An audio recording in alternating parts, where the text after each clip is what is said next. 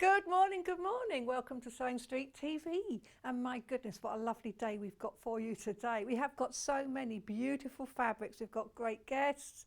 We've got a great early birds. It's really got all some amazing projects which you're going to see. So what more to love, really and truly. But let's get cracking straight away with the early bird offer. Because you're going to want to get this because it's such a good deal. It's virtually half price, which is amazing. But what you are getting here is this lovely little set of fabric, which is 50 centimetres by 74. You have 8 little self-covered buttons. And then you have a metre of ribbon, but it's divided between 3 different types of ribbon. So it's really lovely little trim set to have. And all of that is just $1.99, which is amazing. So you can open your basket now, and you might be thinking, well, but the postage is $3.95. That's a bit crazy. But don't forget, that postage lasts you all day.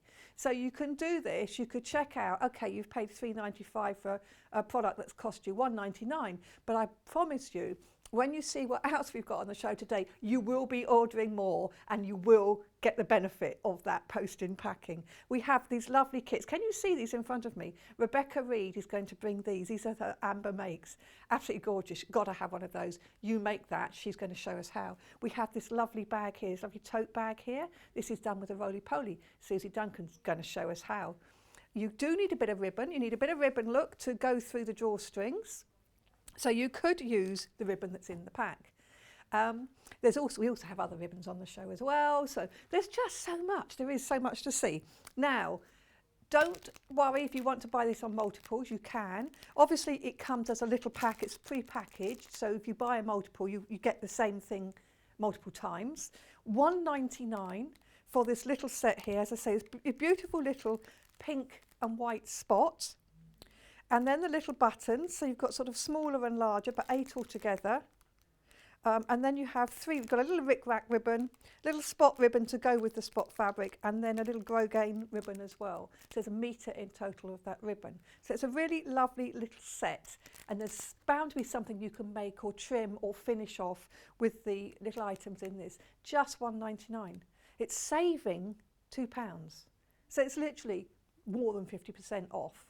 As I say, don't worry about the fact that the $3.95 makes it more, because you will buy more today, definitely. There's so much on offer and you'll find something else. So don't miss out on this because it is a limited quantity, because it's our early bird offer and it's to get you started. And that's what we want to do. So Laurie said good morning. Thank you. Good morning. And I've noticed there's lots of people. I am on the Facebook, so if you do want to pass any comments, if you want to ask any questions, please feel free. Just any hellos to anybody. If somebody's got a birthday, let us know. Let us share that with everybody else, because we still can't go out much. I mean, I haven't yet braved going and sitting outside to eat in this weather, but hopefully very soon. I haven't been to a shop yet either, Kat. No, I haven't done that yet. I've still been doing my walking. So thank you for everybody that's watching with us. This is really great. I'm looking forward to the rest of the day. If you do want to comment on anything, remember it is studio@sewingstreet.com or on Facebook, Sewing Street TV. Shall we have a look at the menu for today? I've teased you a little bit with what we've got, but let's go into more detail. So starting now, 8 o'clock, we've got the Moda Moody Bloom fabrics. I mean, there's some beautiful fabrics. We've got them as bundles and we've got them individually, and we've got a superb panel that goes in there coming up in just a minute. At 9 o'clock, Suzie Duncan has come with a Riley Blake family quilting tote bag. And this is really beautiful. It's her design. She's designed this herself. And you can get the pattern. You can get the pattern on its own, or you can get the pattern with the fabrics. Beautiful bag here. Lovely roly-poly. And it's brand new fabric from Riley Blake. I have trouble with ours. Riley Blake, which is a very well-known brand. Then we have at 10 o'clock, This is new. This is Reid coming with her Amber Makes little sewing case, and it is so cute. It really is. And we have 2 different kits, and you get the panel and all the instructions, and she's going to go through some of the complicated parts of it. It's not complicated, it just is something that you're going to take your time to make because it's beautiful. We'll have a proper look at that later on. And then we have more, what is it? Maze of the Classic. Oh yes, Maze of the Classic Quilt. This is the quilt you're going to see in just a minute. This is beautiful and it looks amazing. It's got these chevrons, it's got the beautiful autumnal colours, but it's a really simple design to put together. And Susie's going to show us how to do that. And you can get that as a complete package. And I can assure you, when you see that package and the way it's presented, it's absolutely beautiful. Really, really lovely. And then we go to 12 o'clock when we have a yarn lane, and we've got Emma Varnum joining us. Now she is new to us. She's just launched this book. We've seen some of her books before. It's her first time she's on the show, and she has going to show us some of the cutest crocheted animals you can imagine. They are so lovely, and the yarns, and you can buy kits. So you can buy some of these as kits. So all of that is already on pre-order over on yarnlane.com if you want to. Same post and packaging applies. So if you get our early bird and you've already checked out with that, and then you go and buy something on Yarn Lane, it's all still covered. That post and package covers the whole lot. So we're going to have a quick look at everything that's on pre-order on the website. So we're going to, if you go to www.sewingstreet.com, click Watch Live, and then scroll down, and as you scroll down you can see the early bird there, and then you can go on to see the pre-order of lots of the other products that we have on the shows today. So all of the different Moda fabrics there, and then we've also got the kits, the tools. There's lots and lots. All those cute little buttons. The new panel of the week. Oh yes, have you watched the show this week? Because we're going to show you that again quickly. That's the new thing. It's the panel of the week. It's a new scheme we've got. And this week we've started it with pets. We've got two this week. We've got two, a cat one and a dog one. They are so cute. They really are. So we're going to have a quick look at those because once this week's over, so come Sunday, this introductory price will be gone. And you will then have to pay the fuller price. So what we have here, oh, and I haven't got the right glass. I'm about to run over and get my other glasses again in a minute. So look at this. This is just half of it. This is the dogs. Let me turn it up the right way. So this is just half of the panel. So on this panel, you get these really lovely pre-printed 5-inch squares, and each of the prints has sort of got a doggy theme, like little bones. Really cute, isn't it? And then this is the other side of it, look. When I say the other side, it's one great big long length, but I'm just opening half up. You get 40 coordinating panels here. And each, as I say, each one has got little bones, it's got dog heads. It's just so lovely, little dog bowls. It's really, really sweet. And so much you can do. And obviously what we want to see is what you've done with it once you've had this and you've made something. You can make cushion covers, quilts, bags, all sorts of things here. You could even make a little dog coat, couldn't you? If you had, you know, nice wadding on it, you could make a nice little dog coat with that. So this is the dog one, $9.99. 40 squares. So that's what you're going to get with this one. They're 5-inch squares. So it's like getting a charm pack, but you've just got it here. You have to just cut round if you want to. But if you wanted to make a bag or something, you see, you could just take 9 as they are there. You don't have to cut them up at all. And that could be the front of a bag or the front of a cushion. You could even make like a nice little bedding thing for it. Now we also have, if you're more of a cat person, and I have to say that's me, much more into little cats. This is the cat one. So again, I'm just showing you half of it at the moment. So this is what you have on here is little cats, little cat heads, little bowls. I don't know what these are, little treats or something I'm getting. Oh no, there's little fish bones. See, if I put these glasses, I have to have 2 pairs of glasses here. If I put these glasses on, I can see their little fish bones. Aren't they cute? Okay, so yesterday dogs won. So come on, ladies and gentlemen. One for the cats, please. Don't leave the cats behind. They're so cute. And then on the other side, look.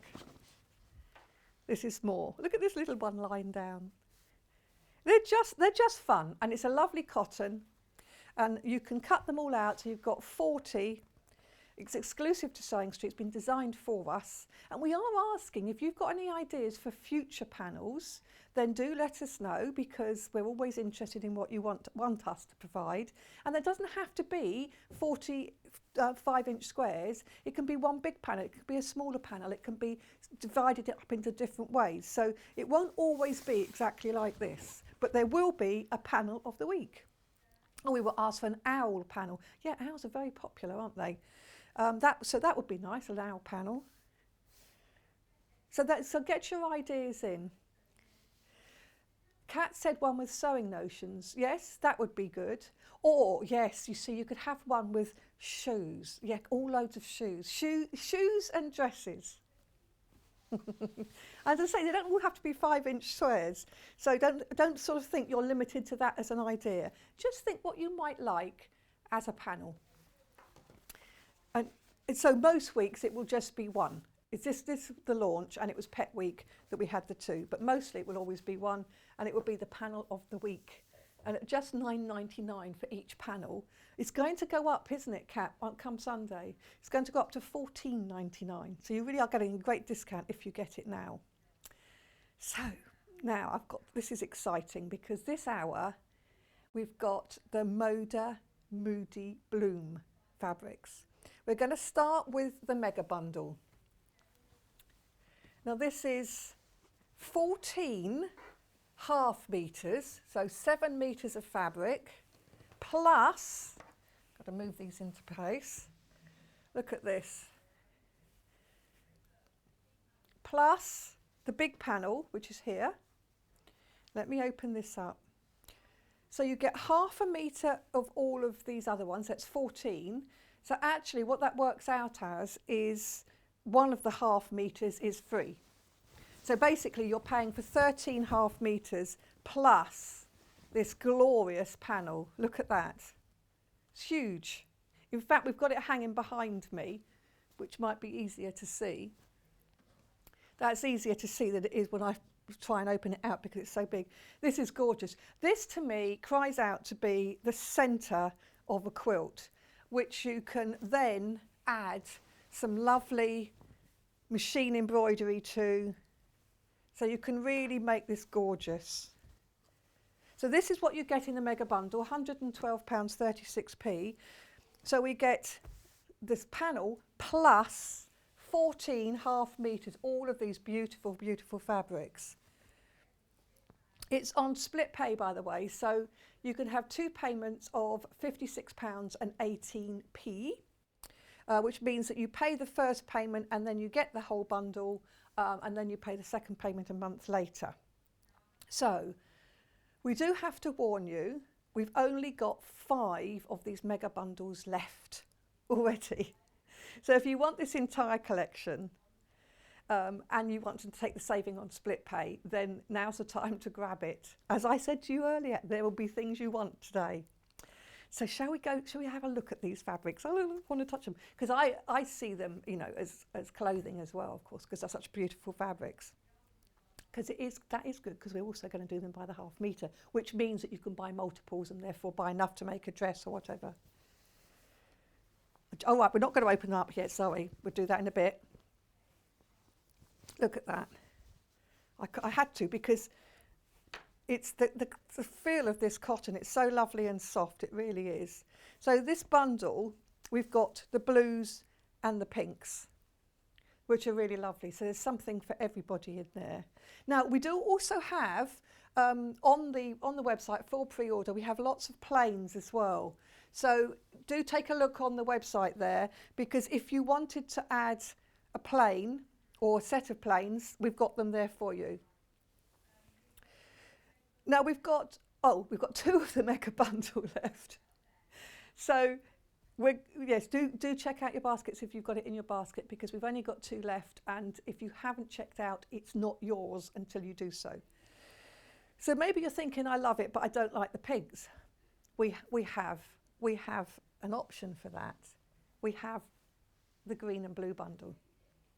This is Kat. She had her thinking head on yesterday, so she decided, because, oh, I have to bring that down a bit, trying to get it all in. Is it easier that way round? So look at that. So this is £51.99. So you get 7. So you're getting 7.5 metres. So you've got the big roses. This looks like, it does definitely look like a batik, this one, doesn't it? That looks lovely. Leaves. Oh, look at that with some prints, with some colours. Gold. And you've got 3 of them on gold. So I wouldn't say, it's luxurious, I think that is. And as I say, we've got these plains teamed up and they're on the website. So you can have a look at these and you can buy these individually by the half metre again. So that is the blues, £51.99. And then we also have the pinks, which, as you will all know by now, would be my collection. Look at that. Isn't that beautiful? Look at this one. That would make such a lovely dress. I'm allowed to open it up. Oh, this is, oh, it's so, the fabric is so lovely and soft. Yes, so even this, we've said before about the selvages, you know, sometimes you want to cut them off because they can be woven more tightly and therefore they can actually make the seam rippled. But look at that, cut them off and keep them, because that is a really beautiful one. Create Joy project.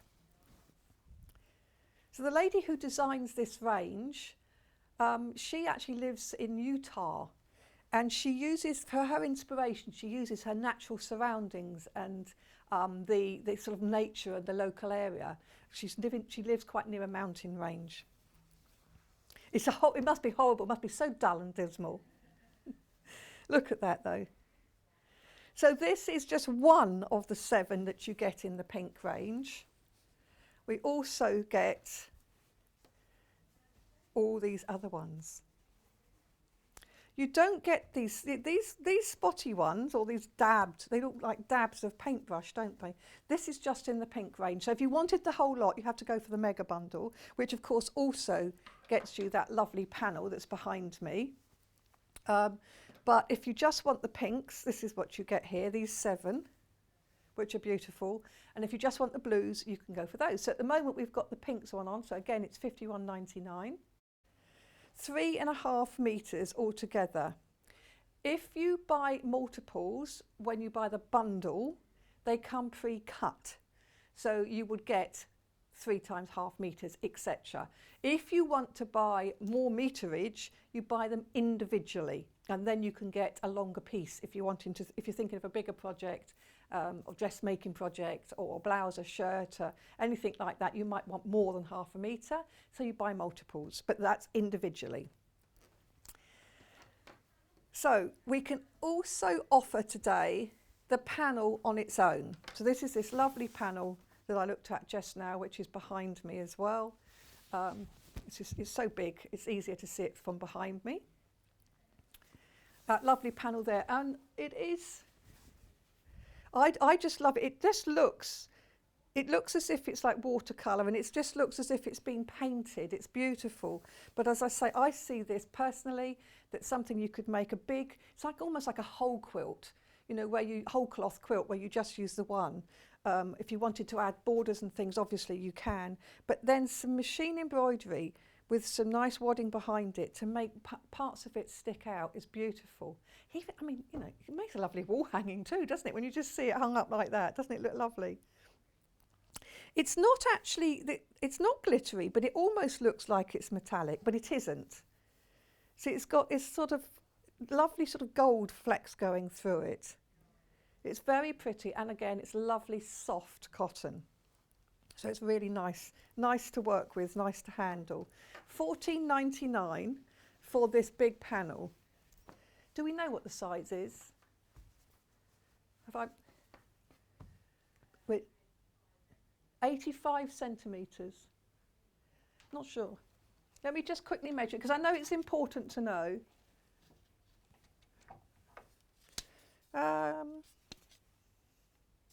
There we are. Oh, excuse me. This is this is 84 centimetres. 84 centimetres by, put another 2 on that. So that's 1 metre and a bit. It's about 110 centimetres long. So I think just the panel. I mean, if you make something, you know, like we were talking about a lap quilt. I mean, this is supposed to be a lap quilt behind me, but actually I'm thinking if you want to make a lap quilt that you put over your knees in the garden in the evening, then this panel size is perfect just for that. If you're making something to put over the knees of somebody in a wheelchair, this is really pretty and it's enough. It won't be too much jamming into the sides. So you could do some lovely quilting around the roses. You could do hand embroidery, you can do machine quilting. So it's beautiful. It's something you could really get creative with. You can leave it as it is, or you can get creative and add all sorts of embellishment to it. So that's a really lovely panel, $14.99 for that panel. And I think it would make a lovely, lovely little lap quilt. Got less than 30 already of that. And we did have quite a lot. So that's really good. So I'm now going to be allowed to open these fabrics up. Let's start. Well, I'm going to start with the pinks, of course. I'll just start at one end. So this we've got, remember, we have these as a bundle, or we're now showing you them as a piece. So this is a ½ metre piece, which is £7.49 for the ½ metre, which makes it under £15 a metre, which is a good price for this quality of cotton. And again, look at this lovely selvage. Not that the selvage matters, but you know, it's just nice. It just shows the quality. And again, it's got this sort of hint of sort of yellow gold in it, which is really pretty. So this is lovely. It's a lovely soft cotton, so you could definitely wear that. But you can also use it for furnishings. Can you imagine blinds or curtains in something like this? Really pretty, pretty colours. Make accessories for your kitchen. There's all sorts you can do with these beautiful cottons, and you buy that by the ½ metre, but if you want 3 metres, then you just buy 6 of those. And it will come as a 3 metre piece. And this is what is the next one. This is like this batik-y type one. It's really lovely. It's quite a sort of subtle design on it. I do it like that. Can you see? And again, we've got this lovely, lovely selvage there. But look at the lines on that. It's just sort of a design on a design on a design. It's like layered almost. It's beautiful, sort of floral. But it's lovely, lovely design. It's almost like somebody's sketchbook. It's a doodle design. And then we have this glorious colourful one, which I looked at just now. Look at this. This is beautiful. But again, you know, I can see this as chair covers as well. You know, if you wanted to have cushions on your chairs and have different ones for different seasons, this is such a lovely summery one. Would make really beautiful cushions. Oh, we've got a message to read across the... Hold on, I've got my glasses coming. White paper. So Sandy says, good morning all. Hope all is well. I do like your jacket, Wendy. Did you make it yourself? Now, I didn't make the jacket. I embellished. So this is a Sue Ryder charity shop jacket, which I went in. Now you can see it doesn't quite close because it fits me on my back and my shoulders. And that's a problem I have with jackets because of my shaping. And so I bought this on purpose. And what I did is I closed up the buttonholes and then I put buttons all the way down and then I added the lace, shortened the sleeves and added the lace trim to make it like a little sort of bolero type jacket. But I have to tell you, choosing these buttons took me half an hour. Should I have the same? Should I have variation? And I played around. So, you know, when you look at Great British Sewing Bee, which starts tonight, by the way, and they do that challenge in 90 minutes, I'd be useless because it just took me half an hour just to choose my buttons, let alone anything else. But thank you for your comment. I do appreciate that. Oh, we've got a message from June. Is it glasses again? Glasses again. Wendy, love the fabric, love your outfit. You look gorgeous. Oh, thank you, June. That's such a lovely thing to say. So the dress I made, and it's actually a Vogue design, but it's Liberty print, but it's furnishing fabric. And I bought this over 30 years ago, this fabric. That's how long I keep my stash. Didn't know what to make from it, and then ended up making a dress. Yes, a dress, a full skirted dress like this would look lovely. But garden parties, barbecues, but also, you know, if you prefer to make straight dresses, that's fine, just line it, and then it'll be absolutely fine. Of course, shirts. I'm always looking at these and saying what they'd look good for John, because I love his shirts that he wears. So here we are, we've got a John fabric here. Look at this. It's yes, it's petals or flowers, in which case I think I'd turn it up that way. But it's almost like fingerprints as well, like the whole family's fingerprint. That's it. Kind of like looks like you've just dabbed it in paints and then put it on. And this one, it's really sweet, lovely pink border on this one. Cut all these borders off, remember, and then you're going to be able to make something with just the selvages. Loads of colours, so you can match it. But also, look, if you put these together, they actually go really well. So you've got a print. And also, you could, if you fancy adding a plain, bring a plain in. We've got different shades of the plains. So you could do a centre of a cushion out of the big floral print, and you could have borders and backing out of the plains. Or you could have a double-sided one, so you have one side in this and one side in that. Or you could do a dress in the floral. This is what Kat's suggesting, a dress in the floral and a bag in the dabs. So much you can do. It matches, but it is nice to match up mix up patterns nowadays. It's what's quite fashionable to have a mix and match of patterns. Now we have this same one, but in black, which really makes those colours pop. Look at this one.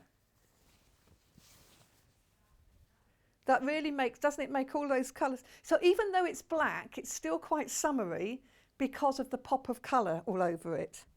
So again, it's really, really beautiful. And it looks different. It is. This is, I mean, obviously this is called the blooms. So as you say, it could just be loads of petals if you think of it like that. But it is different. It's a completely different look to this range. But it makes it really lovely. So that's that one. The cake is in the kitchen with the dishwasher. So you want to know where the cake is, and so Suzie has brought in this cake, and you know, it's chocolate cake with assorted caramel topping. Super. I've already had some. I had some for breakfast. Superb, but it's okay because it's got yogurt in it, so it's okay for breakfast. Okay, that little aside. Look at this. Now this is lovely. This has got sort of a gold. It's got a gold sort of leaf all over it. I mean, again, this would make a luxurious setting if you made placemats, table centre, cushion covers, or anything like that for your dining room. This would look absolutely beautiful. But you can make curtains out of it as well. You can do anything you like with these fabrics, and that is the beauty of them. Beautiful, good quality cotton. So it's really absolutely lovely. And then we have the same print in the pinks, but this time it's more of a burgundy colour. So again, that gold really, really pops. Just going to turn it up the right way again. Oh yes, this spot one looks like your nails when you have your nails. It does. You know when they show you the different ones on the little things? It doesn't. See, that's what it looks like. It looks like somebody's dabbed it. My nails aren't perfect, so I'm not going to show you them too good. Oh, Kat's having hers done tomorrow. I can't wait to go back to have mine done. Oh, I've just lost a label. Oh dear. Uh-oh. KOW, is it on this one? The lighter version, okay, let me pop it back on there. Otherwise we have to find it later, you see. So it's easier if I find the label now. So look at that, the burgundy one though. It really makes that gold stand out. But you could have, if you wanted a fancy tablecloth for a big dinner party, we'll be able to have dinner parties soon, yay! Chair covers, napkins. You just need to use a rolled hem foot and rolled hem. And so that's everything from the pink selection. Now the mega bundle's sold out, but you can still get the pink collection. And of course you can get the pink collection and the green collection and the panel separately. The only thing it would be is that you are paying for all 14 half meters in that way. But it's still, you know, a lovely deal, really good deal. So you can buy just the pink, $51.99. But, oh, the panel on its own, less than 10. So we've got less than 10 for that panel on its own. It's $14.99, which is amazing. And it's the panel that's behind me here. It's beautiful quality. It's a lovely size. As I say, it's a lovely size to make as a centre of a quilt, to make as a small lap quilt. And if you, as I say, if you've got somebody who's in a wheelchair or an older person who's sitting quite a lot at home, this is the right size to just have over their laps. And you can make something $14.99. Yes, you'll need backing and wadding, but you can make something quite inexpensively. You can put as much detail in the free motion quilting as you want or not, because it's all there. And I think it would make a lovely gift for somebody, or indeed for yourself when you're going to sit in your garden with your glass of Prosecco or your coffee. Oh yes, see, this is for me. Maybe what I should do is make it and cover it with that, is that Oudecote or something? Oudecote, I never get that name right. And then I can have that in my garden rather than trying to grow flowers that I'm really bad at. So I could just have this all over the place. Actually, I'll tell you what I do have. I do have, you know, like a swing seat. And obviously I have cushions for it, but to have some of these lovely prints, I could recover them, something new. So let's look at the blues.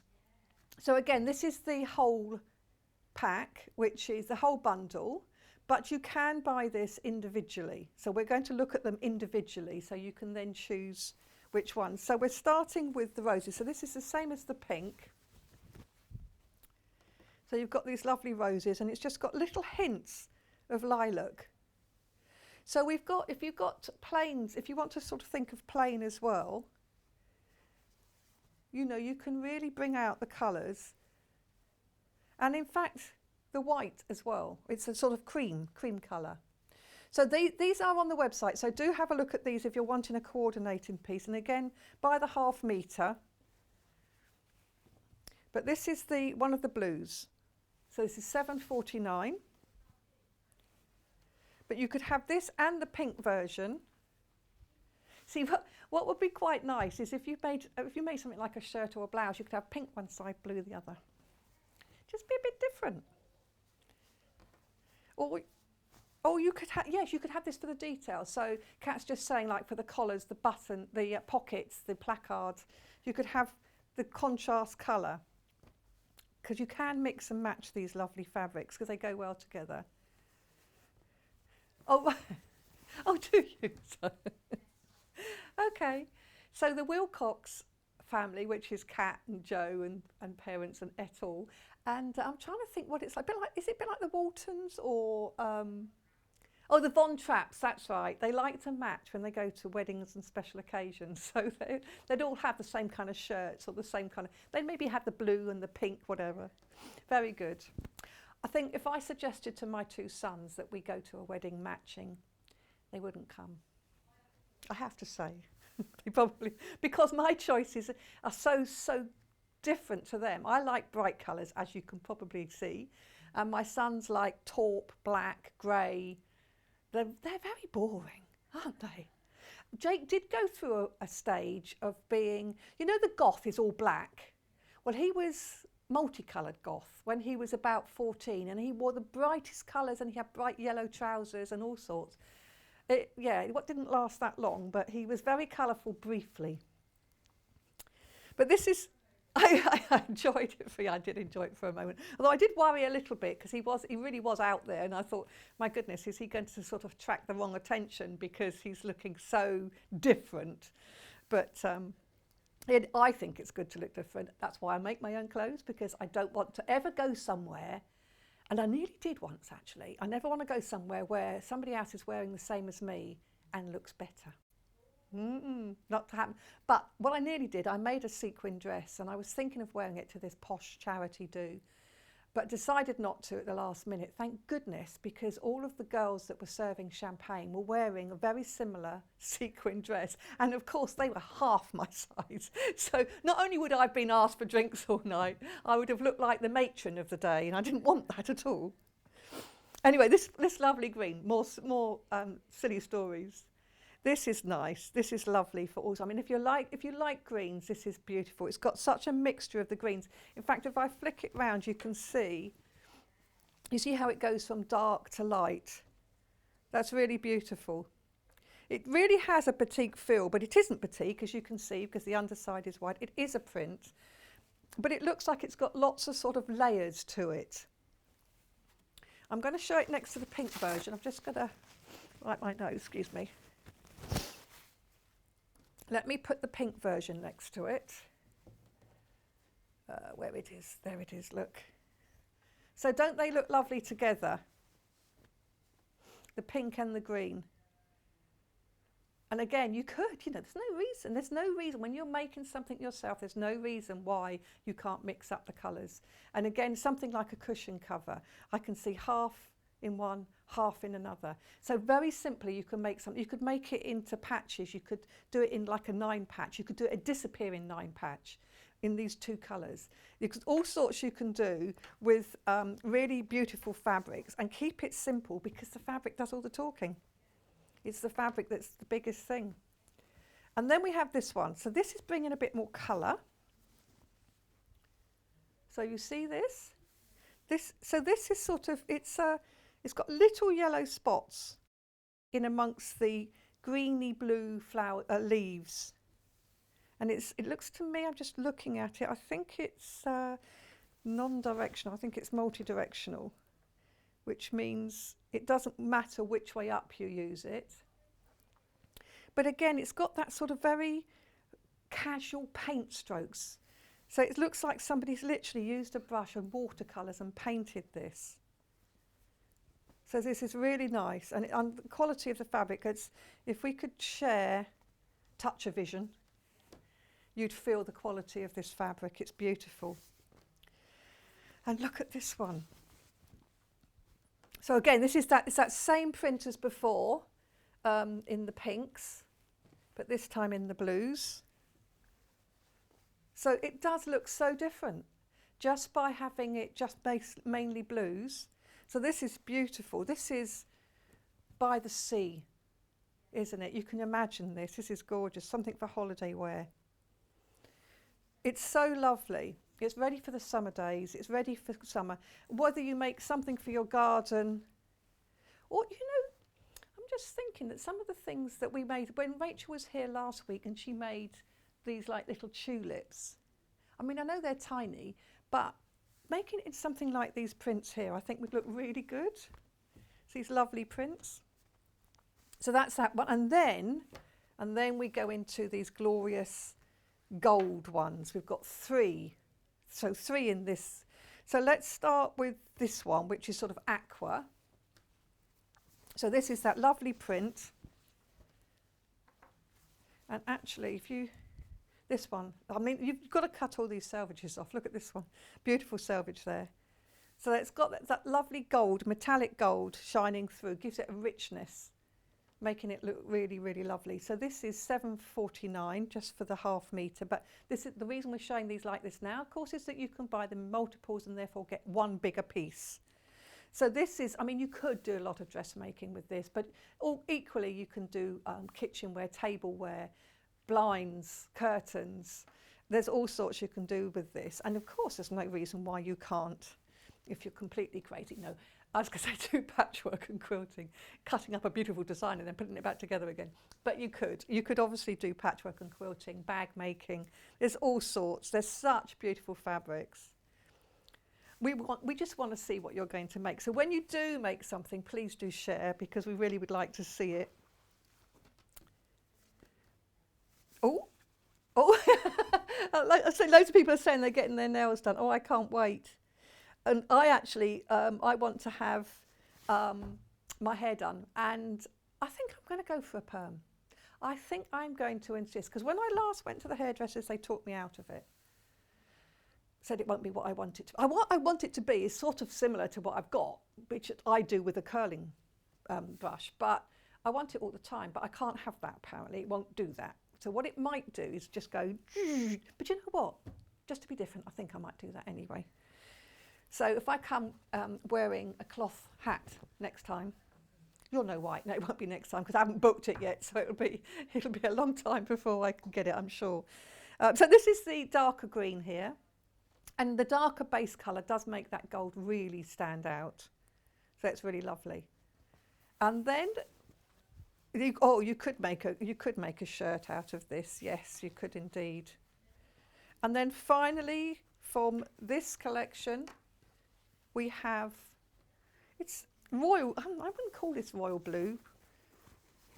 It's more of teal blue, I would think. But this is, I see it's on my screen now, it looks royal blue, but in front of me it looks more like teal. It's very nice though, whatever. That is really lovely.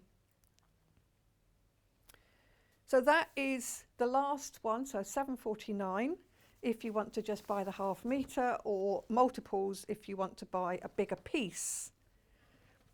Oh, sorry to say, the panel has now sold out. The big mega bundle has sold out. So now you can either buy the ½ metre as we've just been going through, or you can get the blue bundle, which is the one we've just been going through. So it's £51.99 for all of those. So you have 7 ½ metres. So it's 3.5 metres fabric, good quality fabric.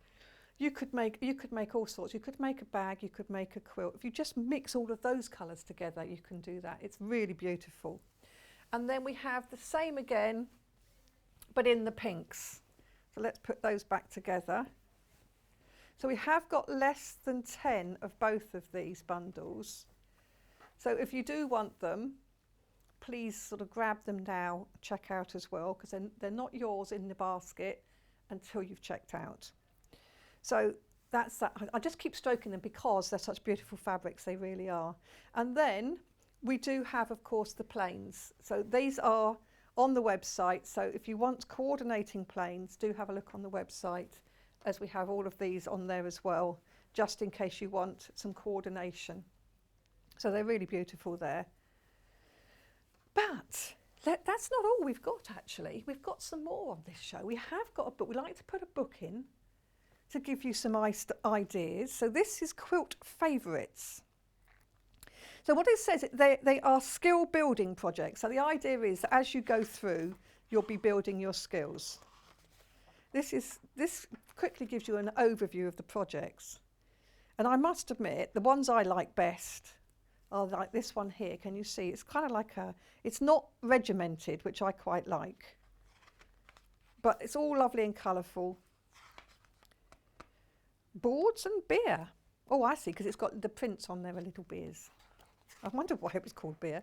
But very simple cutting, how to construct block by block, telling you exactly how to put it together, the borders, the inner borders, the second border, the outer border, so when you want to have more than one border on it, and finishing, which is important, because it's, you know, once you've done this lovely piecing, you want to finish it beautifully as well.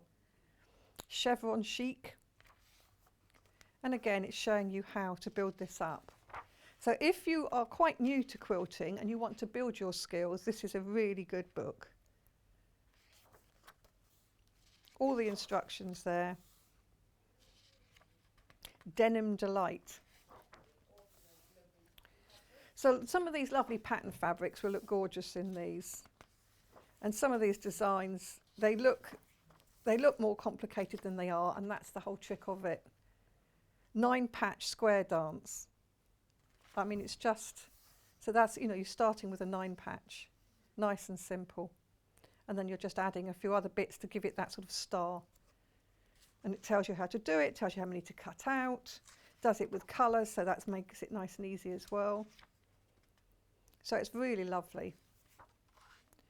And once you've learnt these blocks, you can then decide to put your own spin on these things. So you might make it as a quilt, you might make it as a cushion cover.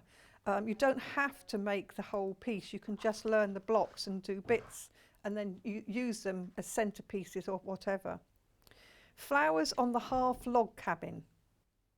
And you know, that's so lovely, and it's just this lovely design which is like spiraling out, and it's all very clearly illustrated so you can learn how to do it and get that lovely effect. So a really nice little book there. It's $16.99. It's got 12 skill building projects, all very clear, all step-by-step instructions. Now we do have some cute little buttons, and the reason we've got these on here, oh sorry, not those ones, let's look at these ones. The reason we've got these on here, I'm going to tick them like that, is they go nicely with the panel, if you've already got that, but actually they also go really nicely with the pets panel. If you wanted to make something with little buttons with the pets panel. So let's start with the white. So this is just I say random mix, but it's a mix of different sizes and different finishes of button. Some 2-hole, some 4-hole. You just get a whole lot. So there are some duplicates. If you needed to have the same button, you know, 3 or 4 times, you have got some that you can do that with. See, this is the sort of thing this is my problem, you see. So I then have all these buttons and I get them out, and then I think to myself, well, would it be nice if I had like this one here, and then I also had this one, and I start playing with them, and before you know it, half an hour's gone. I do love buttons. So these are lovely. So you've got so simple shirt buttons, but you've also got some other fancy ones. And as I say, you've got multiples, so you can actually, if you needed a set, you've got a set as well as sort of individual. So it's a really nice little pack. It's £5.99, and it comes in this little jar. In fact, I have this, funny enough, I have it in greens, not pinks. I have mine in greens, and I've got one in reds. But it's quite handy. If you want a colour, then it's quite handy to get those. Then we do the same again in the pink. So again, this goes with the, oh, look at this lovely big one. Ah, now there's a way of sewing an extra large buttonhole that you could do that with. But again, you've got a lovely sort of selection of buttons here, and they're all different, but you have got some multiples. So they're fun. Did you know something else? Usually, I'm going to say that, and now this one's going to prove me wrong, but normally the holes between the 2 holes there for the buttons, they're usually the same distance. So if you sew a button on with your button sewing foot on your sewing machine, you can sew that one on as easily as that one or that one. Just thought I'd say. But lovely, lots of lovely mix. Tiny ones, different shades of pink. So sort of if you ever want a pink button, if you want to add buttons to something, I don't know if I can get them all back in. Or button art you could do.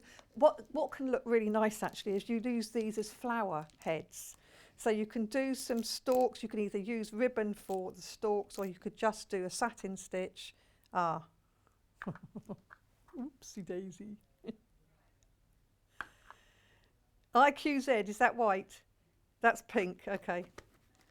So somebody would order the pink and get the white. Put those back with that one. And then we have this mixture. So this is pastels. So let's open that up and look. So again, just a lovely mixture of sizes, a mixture of colours. So this is really handy if you're not sure what colour. There'll be something for everything. But yes, as I say, if you wanted to make like a flower picture, you could use satin stitch to make the stems, and then you could use these as flower heads. Wouldn't that look cute? Oh, that's up that way. So you could have all of those, and then you could have little ones. You if you wanted to make, so I'm thinking of Delphine now, if you wanted to make this as one of her pictures, you had the smaller ones at the back, so you've got that whole look of perspective. But lots of different colours in there, nice little mix. £5.99, very, very useful to have for when you might need a button for something. And I like the fact that you've got different colours. Oh, whenever you need a button, that can actually stop a project dead. If you're looking for a button and you haven't got one and you have to go to the shops to find a button or a set of buttons to match. But this means you've got a nice little collection here. But we also have these, which I think are really quite cute too.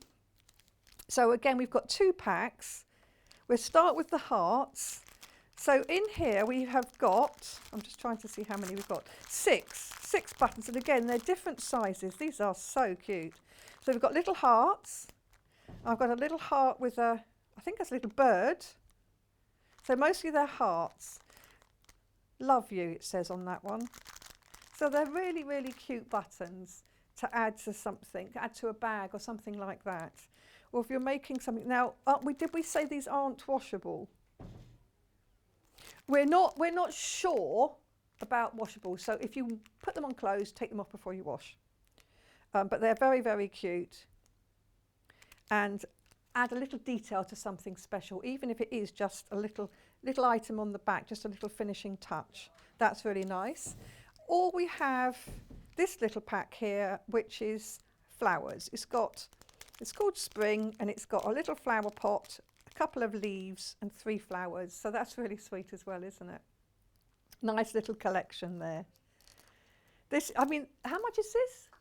89p. 89p. This is what we're saying. We've got so much on this show. So again, you know, don't think, oh, 89p, £3.95 postage, it's not worth it, because you will buy something else. And so that £3.95 covers everything you buy today. So yes, nice little pack of buttons just to finish off a quilt. Put it on the back as just a little finishing touch. But particularly this one that says love you. Isn't that sweet? Oh, it says I love you. I missed the I love you. That's a really lovely little one. Now we also have a yellow fat quarter pack. So this is nice. I've got to undo it because you've got to see what these are. So it's £6.99 for 4 fat quarters. So these are the 4. So basically £1.74 a fat quarter.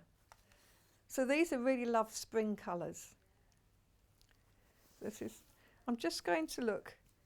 It's very fresh, it's very springy, it's very summery. So that's just a really little flat quarter, nice little, sort of a crafty weight, cotton. There's a lot you can do from a fat quarter. There's quite a few books out that can show you. So yeah, some of them are brilliant. Just saying. No, there's a lot of books you can do with fat quarters. And I mean, I love the way when you buy a pack of fat quarters, they're coordinated. So if you're thinking of doing a project together, I mean, you know, something very simple, crazy patchwork, disappearing 9 patch, really simple patchwork projects. You can just mix these knowing that they work well together. Takes all of that decision making and guesswork out of it. So really, really lovely. We've had a lot of feedback recently from people saying this is really good quality. So especially for that price, most definitely, I think, yes. So that is that little pack for £6.99 for 4 fat quarters. If you weren't with us at 8 o'clock, let me recap the early bird, because again, it's a nice, cute little package. So what we have is this early bird offer is £1.99, so just £1.99, and you get a piece of fabric which is 50 by 74 centimetres. You get 8 buttons. These are like self-covered buttons, and they're covered in the same fabric, so pink with white spot. You get 3 lengths of ribbon, a total of 1 metre of ribbon. So you've got a rick-rack. You also have the pink and white spot, and then a grosgrain, a creamy grosgrain ribbon. So you can make something really sweet out of just that. You know, a nice little bag, nice little drawstring bag or something. Or you can add it to the yellow fat quarters, because there's pinks in here, which go nicely together and make something slightly bigger. Even if you add the yellow to the pink. Don't know that we've ever done what was the magnet thing yesterday? How much was that? That was so £1.99 for the early bird. And as I say, don't worry about thinking, oh my goodness, the postage is more, because it doesn't matter, because you will be ordering something else. If you've already bought the panel, if you've already got the mega bundle, if you've already shopped ahead on Amber Makes, as many of you have, don't blame you, it's really good. Ooh.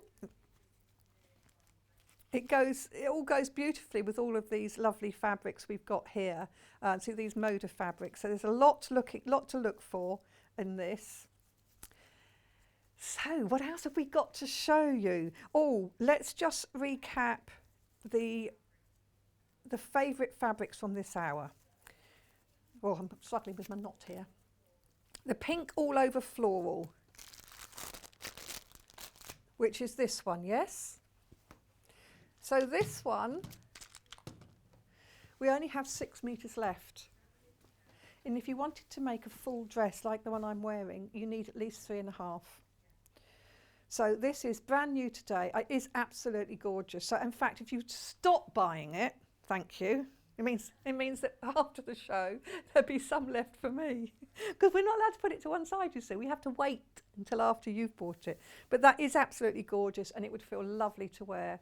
Very fresh, really beautiful. The other most popular from the pink is the batik type, which again, not surprising. I mean, it's not surprising on any of these, to be honest, because they're all very, very beautiful. So it's this one here. Look at this. Beautiful. Everybody's loving this fabric range, not surprisingly at all.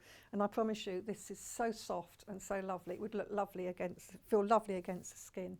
Even something as simple as like lounging PJs or, lounging trousers for indoors. It's so lovely and soft. You could do French seams, lightweight for the summer months. You could make something and you can sit outdoors in them.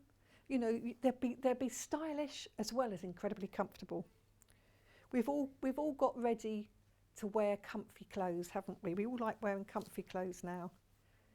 And then out of the blues, the most populars are the big all over print, which the same floral. So the same floral. Isn't that interesting? They're the ones that I would choose, definitely. Although I do like the dabs of the paint one. But that's lovely. That would make a lovely top. It would make a lovely cushion. It would make lovely seat covers. You can do also, or even blinds or curtains. That would be lovely. And then, of course, the batik again. Isn't that funny that it's the same two in the two ranges? We do have bundles of these colourways, remember? So you have all of the pinks, £51.99. And we have all of the blues, £51.99, and you get 7.5 meters within that. So they're on the website if you wanted to refer back to those. So we're going to pop for a break. I might even get another bit of cake, you never know. And Suzie Duncan's going to join me after the break. And this is where we're going to do the tulip design tote bag. She's going to show us various elements of how to make it. Brand new Riley Blake fabrics, beautiful tote bag. See you after the break.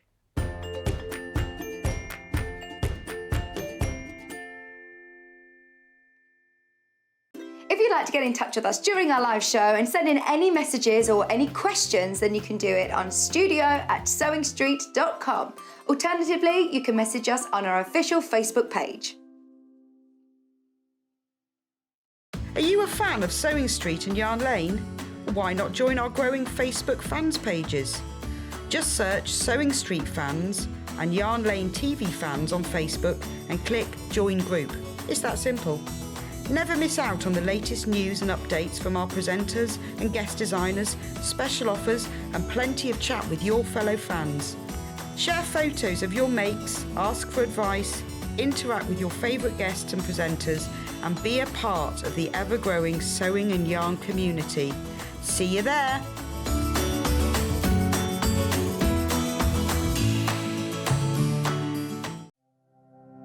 Keep up to date with what's on Sewing Street and Yarn Lane, as well as all the latest news and special offers by signing up to our email newsletters. For Sewing Street, head on over to www.sewingstreet.com. Scroll down to the bottom of the homepage, type in your email address, click the envelope, and you're done. It's exactly the same for Yarn Lane. Head on over to www.yarnlane.com. Scroll down to the bottom of the homepage, type in your email address, click the envelope, and that's it. You are now subscribed to both Sewing Street's and Yarn Lane's email newsletters, so you'll never miss out on the latest news and special offers ever again. If you're a Sewing Street or Yarn Lane customer, no matter how many times you check out in one day, you will only pay one postage and packaging. So don't wait to add the item you want to your basket and check out. You will only pay one P&P even if you check out multiple times in one day. Missed the live show? Don't worry, we recorded it for you. Never miss out on your favourite presenters, guests and makes ever again. Head on over to our YouTube pages to watch back the day's live show and enjoy your favourite demos over and over again. We also have lots of great content exclusive to our YouTube pages, such as product demonstrations, troubleshooting videos, and so much more. Subscribe and turn on the bell notification so you never miss a show or video ever again.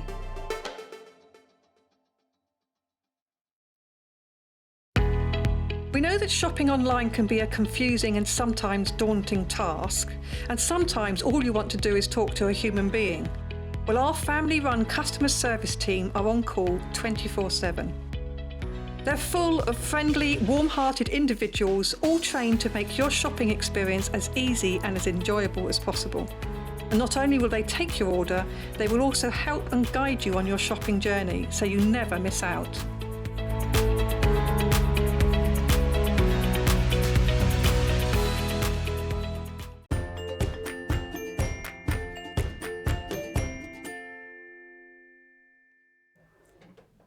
Hello, welcome back. So in this hour I am joined by Suzie Duncan, who is going to show us how to make elements of this lovely tote bag with the tulip design, and this is her own design. But what we have got is we have got a bundle for you, so you can buy what she has used. What you'll need to add to that is the wadding, and we'll talk about which wadding to add depending on which one, but everything else is in this bundle. Now what you get is this roly-poly, you get the instructions, and you also get a 1/2 metre of light pink. This is, so let's look at the instructions. Oh, tiptoe through the tulips, I like that. So it's a tote bag.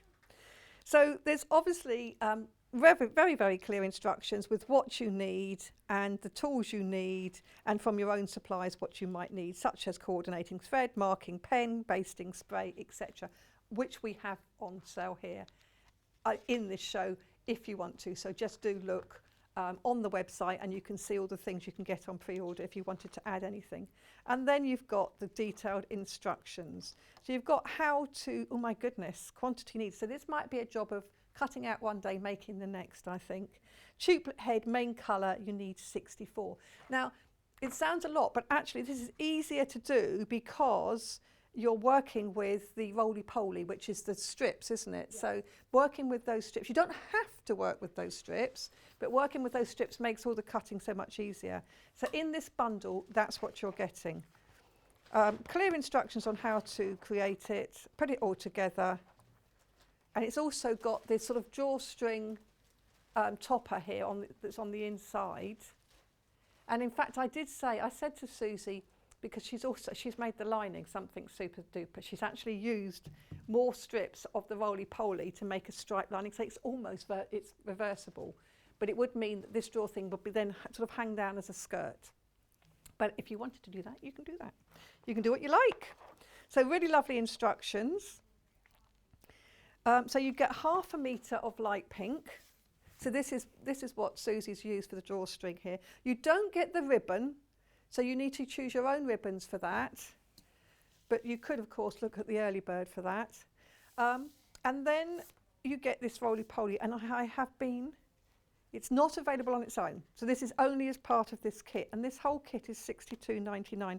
Now you've used lots of the strips for the inside of the bag, Yes, I have. but you don't have to. No, absolutely So not. you could have half of these strips left over to do cushion covers, part of a quilt or anything else, couldn't you, if you wished? Yeah, I mean, you could definitely do a play quilt with it, you know, a picnic blanket quilt with what's left. I mean, even doing all the lining, I've still got all of this left. Yeah. So you've got plenty left, and that's even having done the lining. Absolutely, yeah, yeah. But And the way it's constructed is a no-waste project. yes, There is which is what we like to hear, isn't it? yeah. You don't want waste. It's Look just at the these. salvages. They are really pretty. Aren't they beautiful? All these lovely things. Now, what we get in here, I'm just going to double check, is 40. So it's called a roly-poly. 40 strips, and these strips are 2.5 inches. Yes. 2.5 inches, yes. So as we've come to expect with these strips here, 2.5 inches, and look at all the different colours. So we have soft greys. And the beauty of these is that they have been put together to coordinate. So it doesn't matter in which order you use them, No. does it? You can use No. them however you like. Oh, look at this. What does this one say? I'm going to have to turn it round Yeah, to so read that. the only directional one is the one with the words on it. Yes. Well, Fun, and I suppose bless, the clamshell. laugh, sunshine, friends, sweet, light, happy. Oh, lovely. Nice words, summary, isn't it? joyful. Yes. The words we need to hear at the moment. We definitely do, don't we? And look at these lovely florals. And then some little prints. So they go beautifully together. And I love the way they've been packaged here. But I do know when I've done a roly-poly quilt that the guidance was don't try and choose which one to put together, just go for it. Go for it. Mm. And then that way you get, because they all work together, Yes, there's elements of all the colours within every single piece. set, so they do work. They're complementary. So they've been put together very carefully. So just coming towards the end, look, the blues. I love it. I love the wording with the colours. Mm. And you have got a lot left over. So you've actually used more for this because you wanted it to have that really fancy lining. Yes. But if you wanted to sort of get the most for your money sort of thing, and you weren't thinking of making it reversible, we didn't need a fancy lining, you could actually make a matching picnic quilt with what's left after you've Yes, you done could. this tulip design Yes. on the outer. Or you could make a couple of cushions so that when you go on your picnics, you've got something nice and Nice comfy to sit on. Yes. Yes, unfortunately, as we get older, just sitting on the floor is not quite so easy. Well, Yeah. sitting on the floor is not the problem. It's getting It's up. getting out. Yeah. Yeah. But especially that's in what a we hurry. get with that. That's that entire bundle. So you get the 1/2 metre of the plain pink, the instructions, and the lovely roly-poly. We do also have the instructions on their own. So if you've already got a roly-poly or a barley pop pack or anything like that, you can just get the instructions on their own. They're $9.99 for very clear instructions. Many people have already got these on pre-order actually. To make this tiptoe through the tree. It's a really lovely size as well, isn't Yeah, it? It's lovely and it's big. an oversized height. So if you are going to use it for a picnic, the idea was that you could get a bottle in there of whatever you fancy. See, Kat said got a bottle of Coke or something, and Yeah. Susie and I are both thinking Prosecco champagne. You know, Yeah. just thinking. Yes. Which brings me on to the wadding. Now Yes. you've used Bosal, I have, yes. and just to Bosal give it is great shape. because it kind of keeps its shape. It keeps Absolutely. it.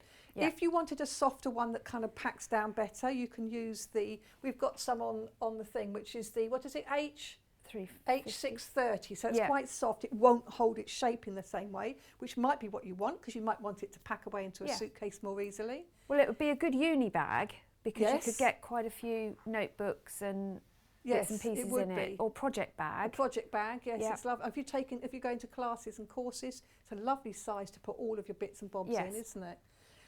Or if you wanted to insulate it so that you make it so you can keep it like a cooler or whatever For your champagne. for your champagne.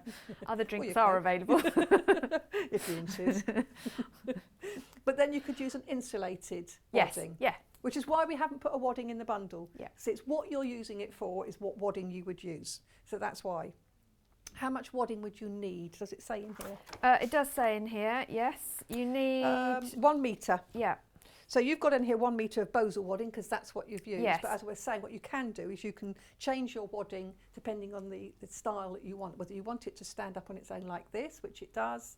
So you use a Bosal, which has got that springiness and that firmness. Or if you want it a soft bag that collapses down, tucked away in a bag. It's a lovely size bag. Do we know what the size is? Yeah, it's about 20.5 by 17 Oh, yeah, and a 20 and a inches. half by 17 and a half inches. So it's a nice big commodious bag. So it's really lovely. So, okay, the instructions on their own are now limited because a load of people have already pre-ordered. We do also have on this hour some other new fabrics.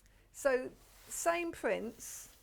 So the same prints, we've got a 5-inch and a 10-inch. So this is a nice size. If I just slide, can I slide that a bit further along?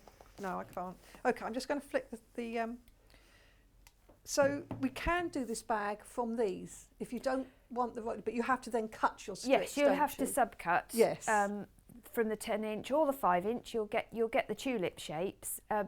You'll have to decide which you want to use as your plain if you don't get the bundle. Right. Or add your own plain, because that's the element I've used from the bundle as my background to the tulips. If you want to do the handles, you'll obviously have to piece together your charm squares or your layer cake in order to get the handle length. To get the length, yeah. But that doesn't matter. I love a patchwork handle. I often Yes. do that to use up bits and scraps. So these are the same prints, aren't they? They are as in the identical roly-poly? prints, yes. And in fact, you get the same number in the packs as you do in the roly-poly. So it doesn't matter. It's just a different way of buying. So this is It is. $49.99, and it's also brand new to us today, to Sewing Street. It is. You see, I mean, being a lazy quilter, what I would say is whether it's 5-inch Stitch or 10 them together. inch, you can just stitch them together Yeah. and you've got a patchwork. No, Really it's funny you beautiful. should say that, And they're but- big, so it doesn't take long. Yeah, exactly. So you could, if you got the pattern and as a bundle, make your bag.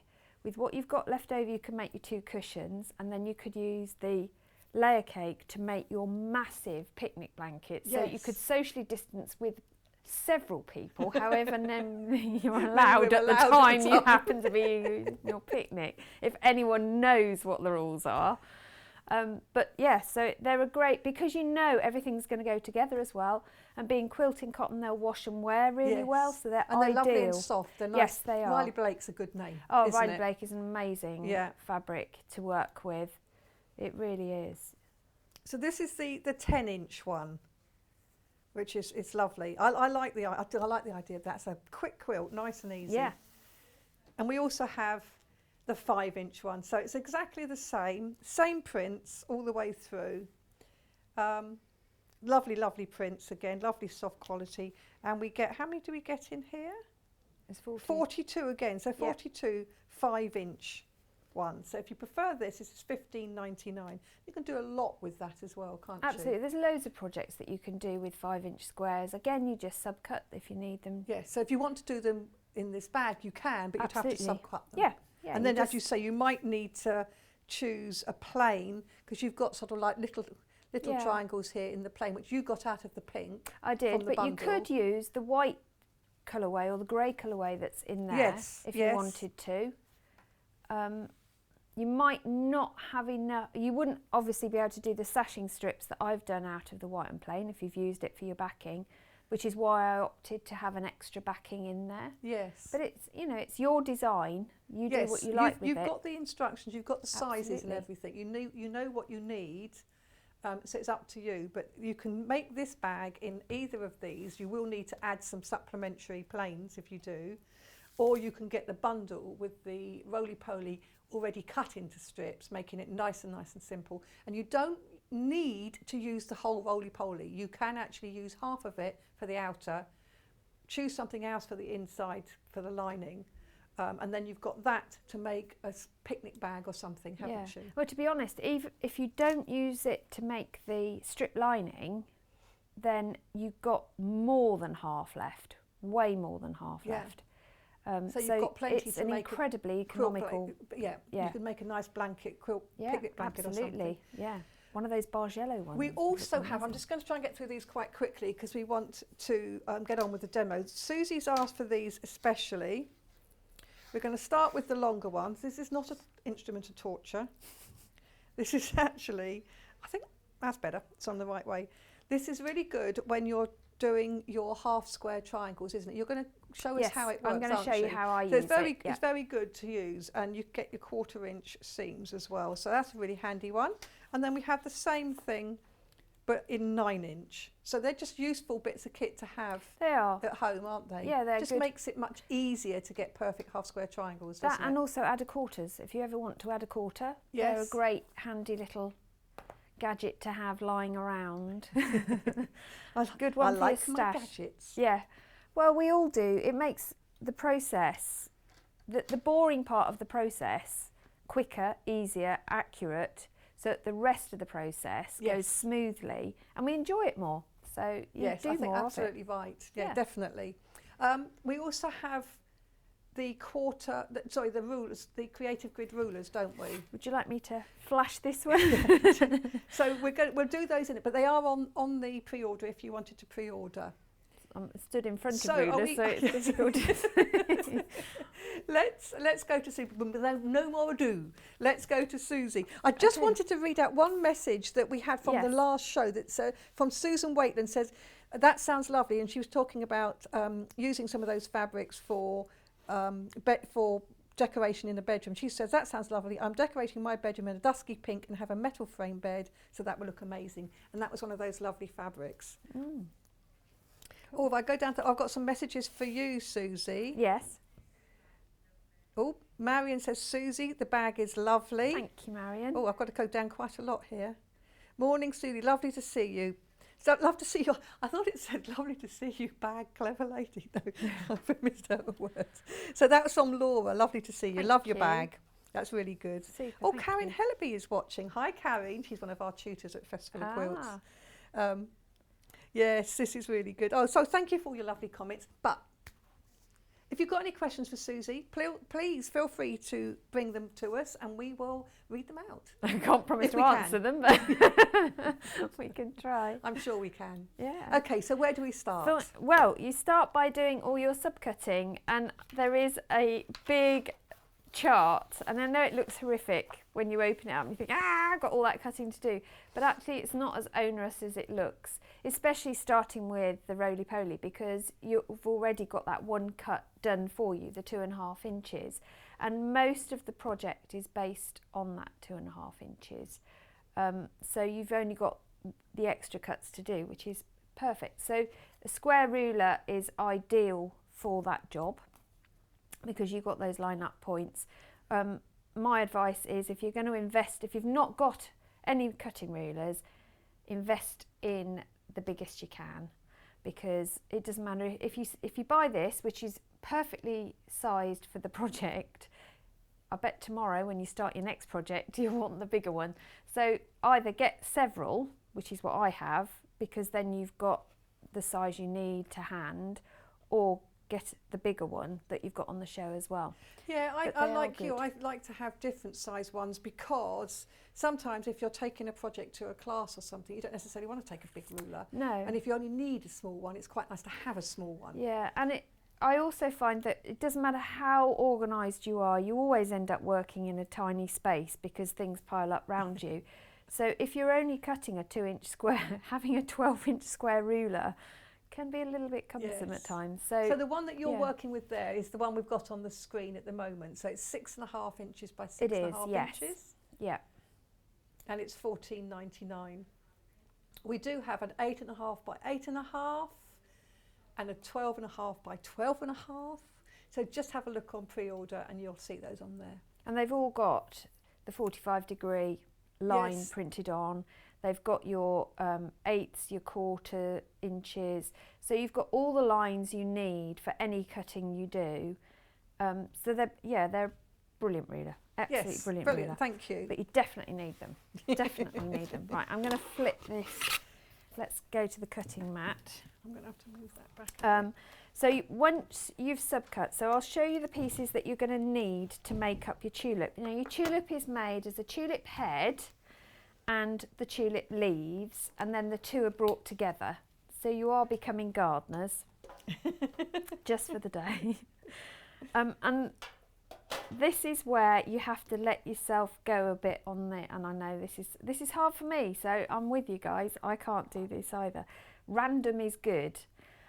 The only thing I watched was with the scallop fabric and the wording fabric, I just was careful that I had those the right way up when I pieced everything together. So you're going to cut 2.5 inch squares from your chosen fabrics, and these will become the head of your tulip. And then you're going to cut to make, so we'll do the head first, so let's be sensible here. Then you're going to cut 1.5 inch squares from whatever you choose to be your background. Now I used the pale pink that's in the bundle because I thought it complemented quite well, and it wasn't so stark as white. I wanted that just softer. Yeah, softer, it is, isn't it? and it went really well with everything.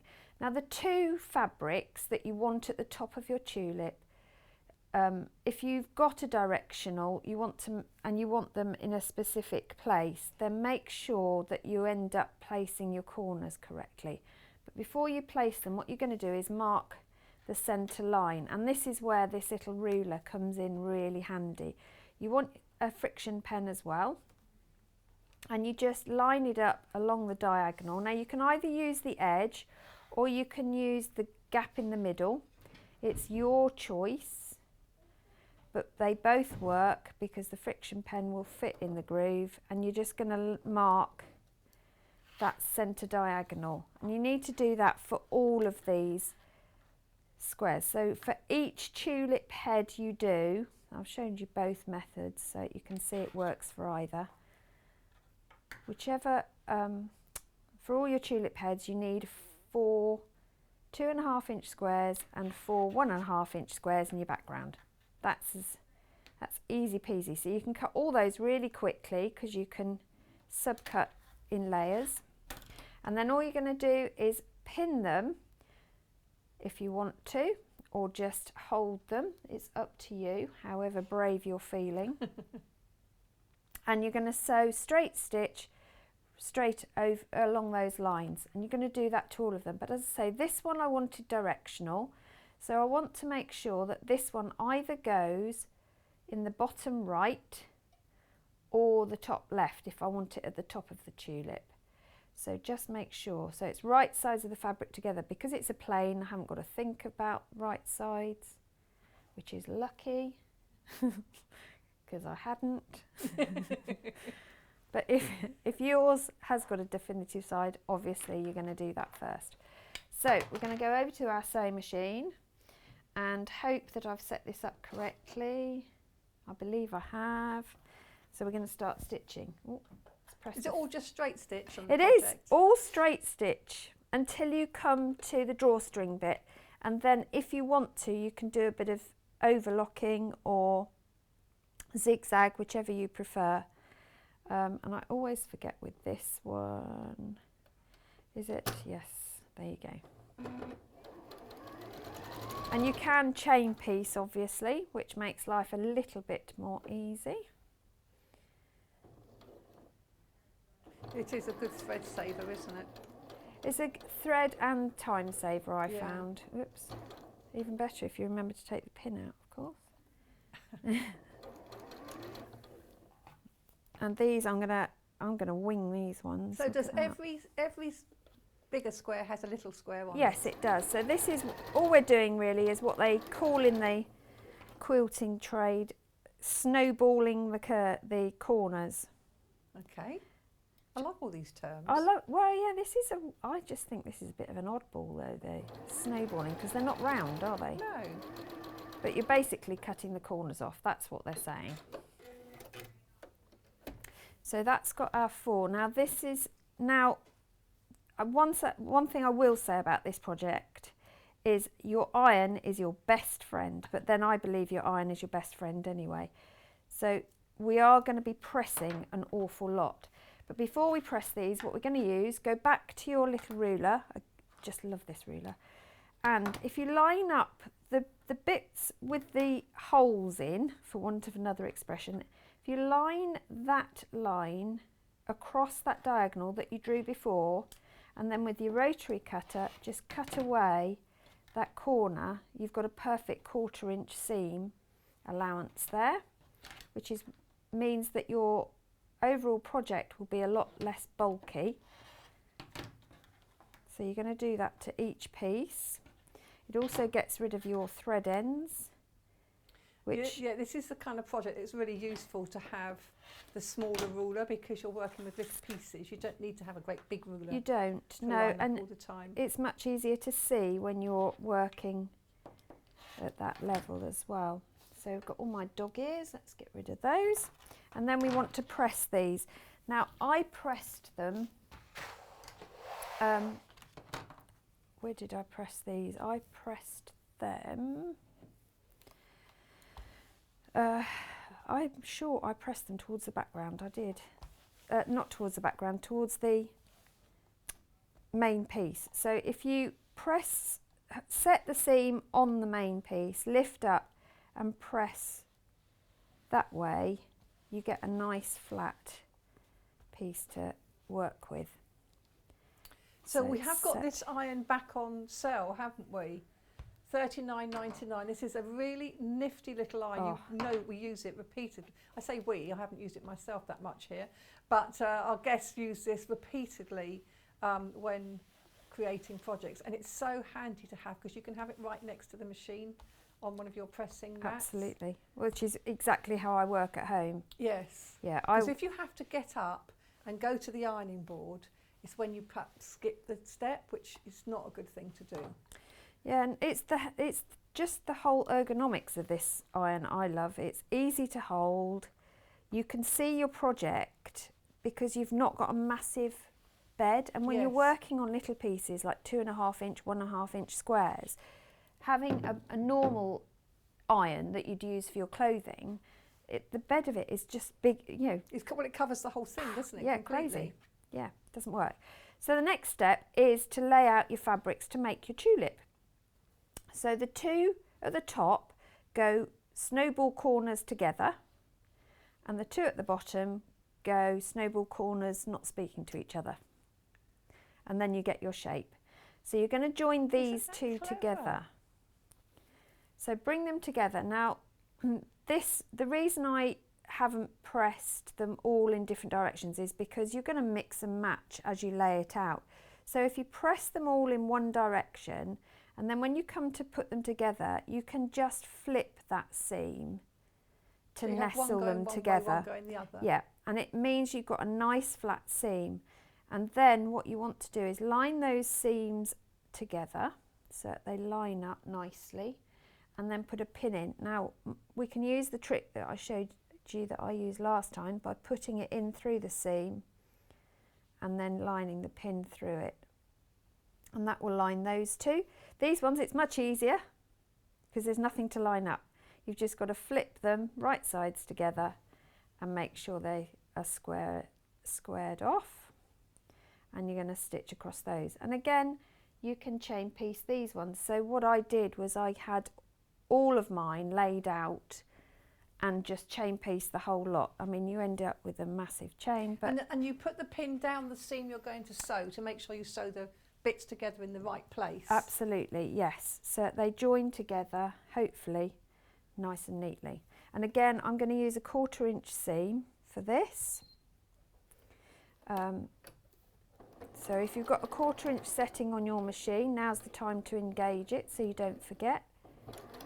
If you haven't, then work it out on a scrap piece of fabric as to what 1/4 inch is on your machine, where you've, the geography of your machine foot you need to know. What I tend to do is I mark the 1/4 inch on the fabric and then use the edge of the presser foot as the guide and move Yep. the needle with the stitch width button to get it into the right place. Absolutely. If I don't use my quarter-inch foot. Yeah. So there you go. We've got our bottom joined and we've got our top joined. Oh, almost did it there. So these ones, because you've got seams going into them, these ones I press open. Just watch your fingers because they are little pieces, so make sure you're not burning your fingers. So what I tend to do is finger press it to start with and then go on with my iron. And it's a press, you're not ironing a clothing, you are actually pressing.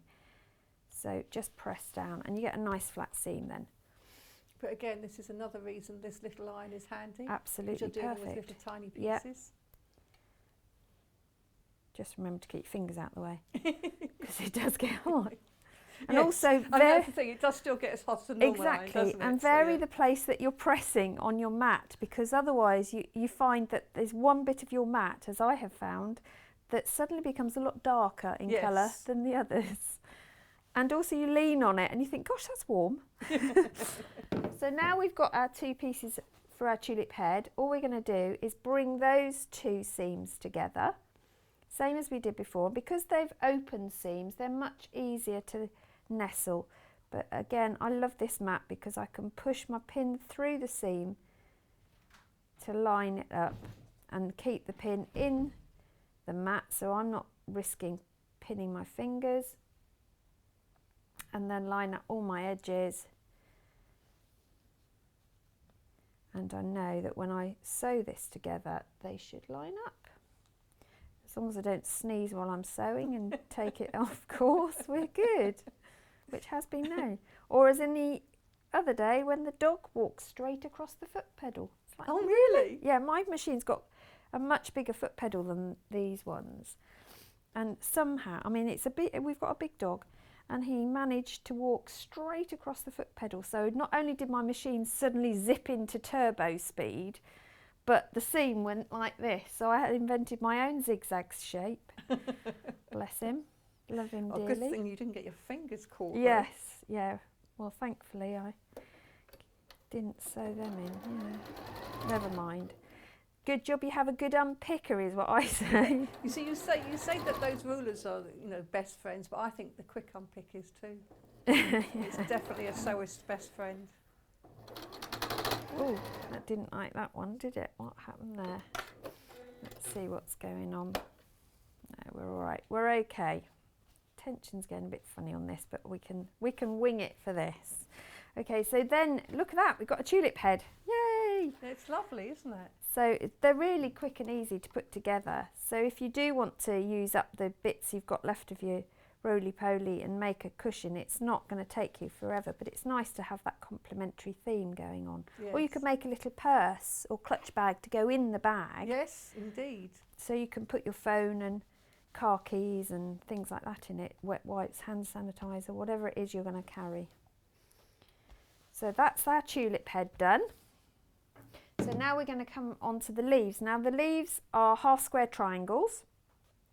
So for those of you who don't know what a half square triangle is, that basically means you take a square and you're going to end up cutting it in half after you've stitched it together. But to get there, what you need to do is you go back to your Creative Grids ruler again, the little, I don't even know what the term for this one is. I call it the add a quarter, but I don't think it is. It's got a special name, but I can't remember what it is. Do they have a special name for it? Don't know. So for these, again, Joe's having a quick look. excellent. You need 2.5 inch squares of your pattern and 2.5 inch of your chosen background. And you need 2 of each. And you, on your background one, you want to lie the ruler. Let's do it on the side that isn't padded. They're just Suze. called seam guides, by the way. Oh, are they? Just seam guides. There you go. So you're going to lie it along the diagonal with that central line through the diagonal, and then draw either side with your friction pen, because obviously then it irons out afterwards, those 1/4 inch lines. So you end up with a double tram line across that diagonal. So you've drawn out through the slots in the centre for your stitching line. with the snowballing. Yeah. But for this one, you're drawing on the outside you're drawing on the lines. outside with that central line running through the true diagonal, corner to corner. Okay. So you end up with 2 tram lines that will be a 1/2 inch gap across the diagonal. And then you're going to lay those on top of your pieces. Now again, watch if it's the only directional prints in this are the clamshell ones and the wording, but to be honest, I didn't think it mattered overly for this bit, whether they were upside down on their side, whatever. It makes it all, it's all a bit retro and fun anyway, isn't it? Yes, definitely. And again, these, if you want to, you can pin to hold, so you know that they're staying together as you stitch, and you can chain piece them. So again, it makes it quick. So it's a straight stitch as before, and you're just going to stitch those following that line. So follow the marking. Don't let your eye follow the needle or the 1/4 inch mark, because you actually want it to stay on these lines. And then what I tend to do is probably what you're not supposed to, is lean across, snip it off, and then bring it to the front and do the next bit. Yeah, chain piecing a chain piece. Yeah, I do. I have, honestly, it's look. But you could, as you say, you could actually do a whole stream of them and then turn it Yeah, round and do the whole stream that's again, what I do. couldn't you? Yeah. Yeah, I had all of the tulips. So there are a total of 16 tulips to do. That's not too bad. Which isn't too onerous, is it? No. It's 2 rows of 4 either side. And it is much quicker when you're in your own environment, because obviously you're not having to explain everything as you go along. So before you press these, what you're going to do is now cut them into the 2 triangles. Now you could use your seam guide, but I wouldn't recommend it because it is a lot thinner. It's made of the same fabric, but I find it better to use a ruler that's got more of a base to hold down on. And then you're going to cut straight through that diagonal, separating those triangles.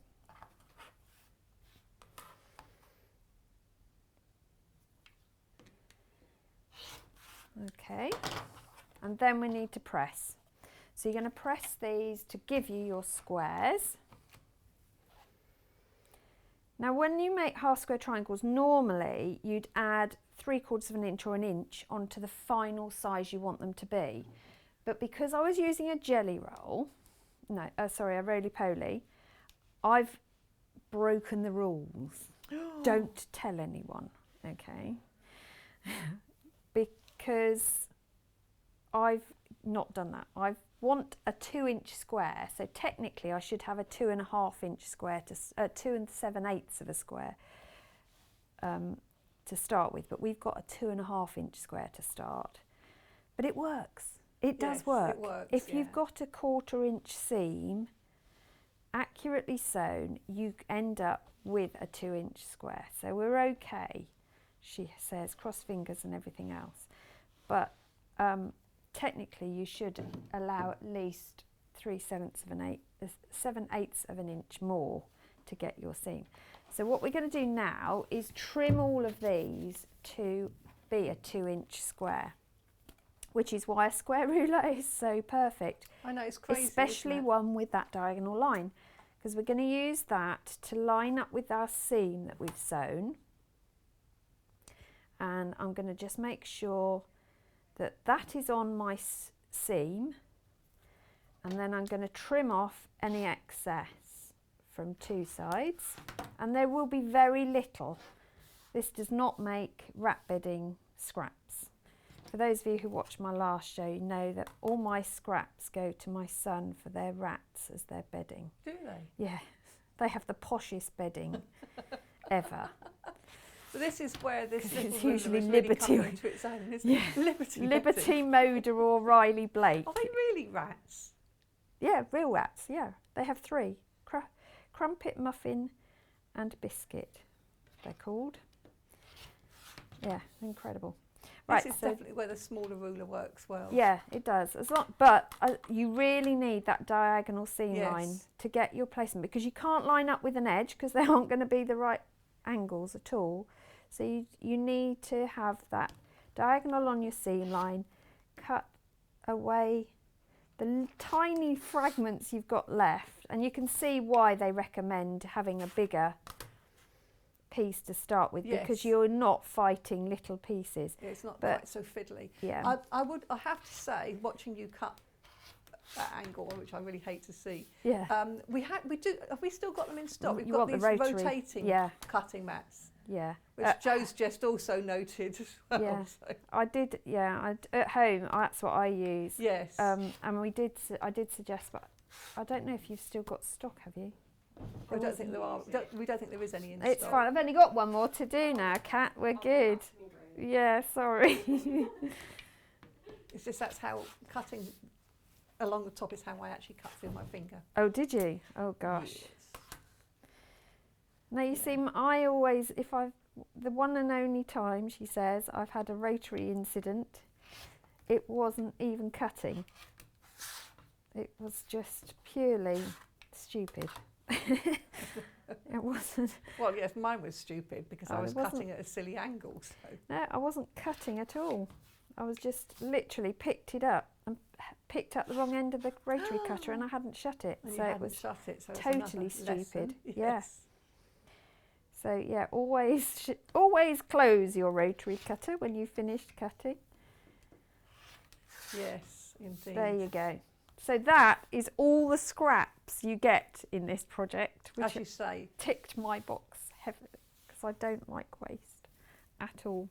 Oh, have you got a little I've caddy got or a little something thread there? catcher. I did wonder because Yeah. you just now you Yeah, I'm kind of just like threw throwing it over the Oh, you're side just of the throwing it washing over the side there. machine. Have we all got to clean up after? Yeah, that's it. Yeah. yeah.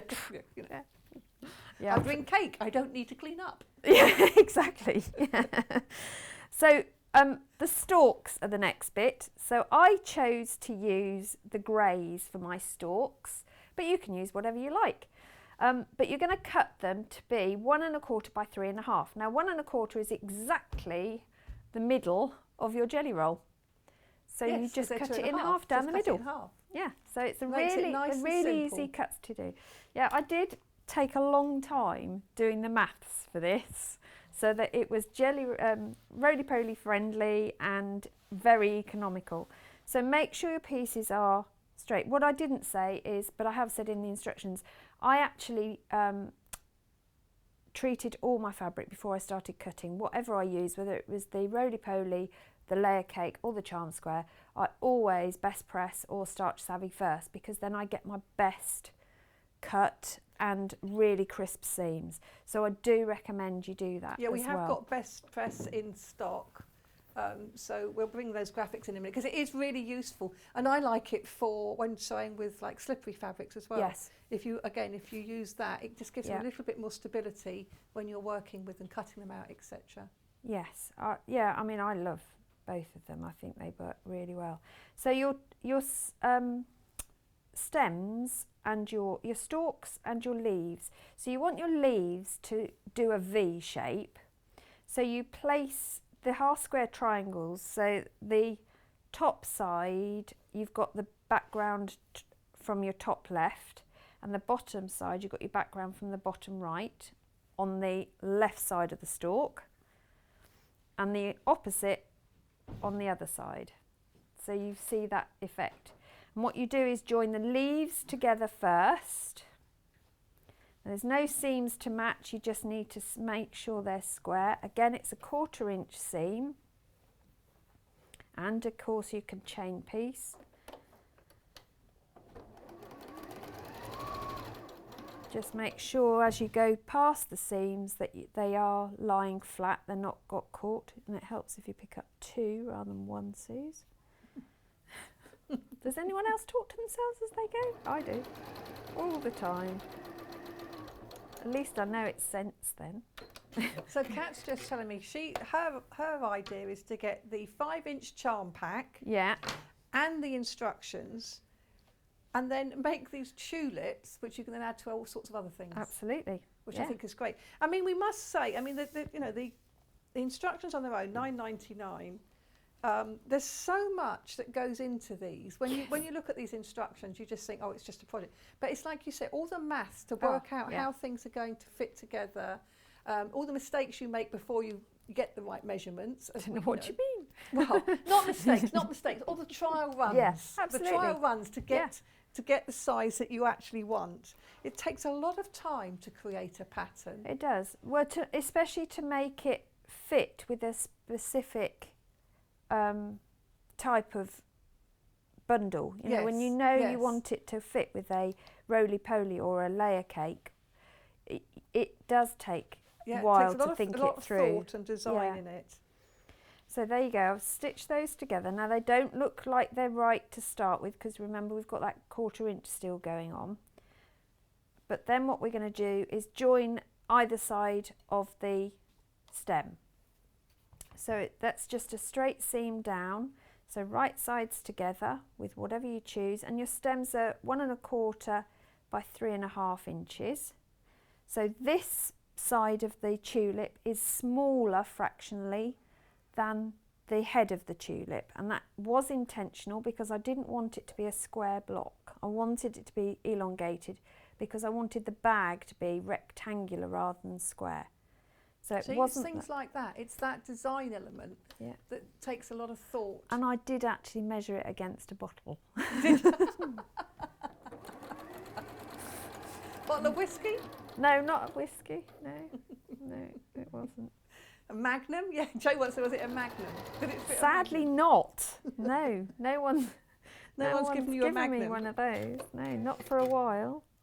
Actually, to be fair, I'm not sure. I mean, Magnum's great if you've got a party, but... I wouldn't share it. You wouldn't share? Oh, I don't think I could drink that much fizz. So, to join the other side, don't worry about pressing your seams. Just make sure you've got the orientation of your V going on. And it, again, right sides together. We haven't pressed yet because there's an. If you wait until the end, it's much easier to press these together. Because what you're going to do, just hold down your seams as you go over.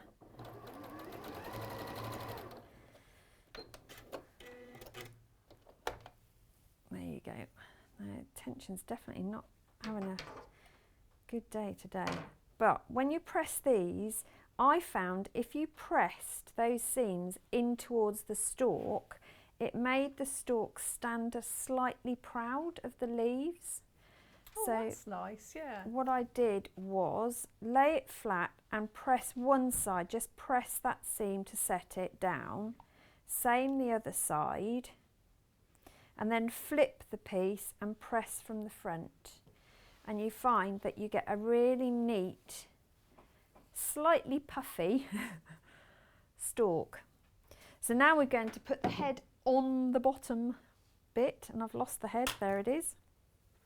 Now, as I said, the top is fractionally bigger than the bottom, and that it wasn't a poor maths, it's how it came out.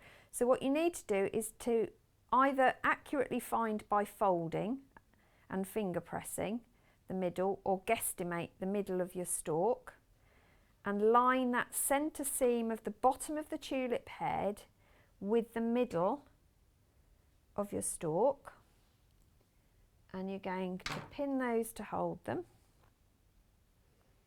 and then stitch those together.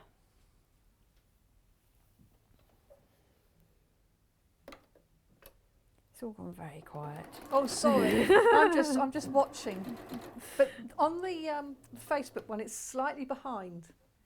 So I'm watching you just do what you just did, and not what you're doing now. So, yeah, sorry about that. Busy watching. It is weird, isn't it, when you're watching something on one device and then you watch it on another, on a different forum. Yes. There is a delay, and it's like, oh, have I missed a bit? So we've got those joined together, and you can see they're different sizes. It is deliberate. Okay, so that's what we've got. We're now going to press those. Now I pressed all of these ones towards the tulip head, so I'm going to set it at the top and press that over.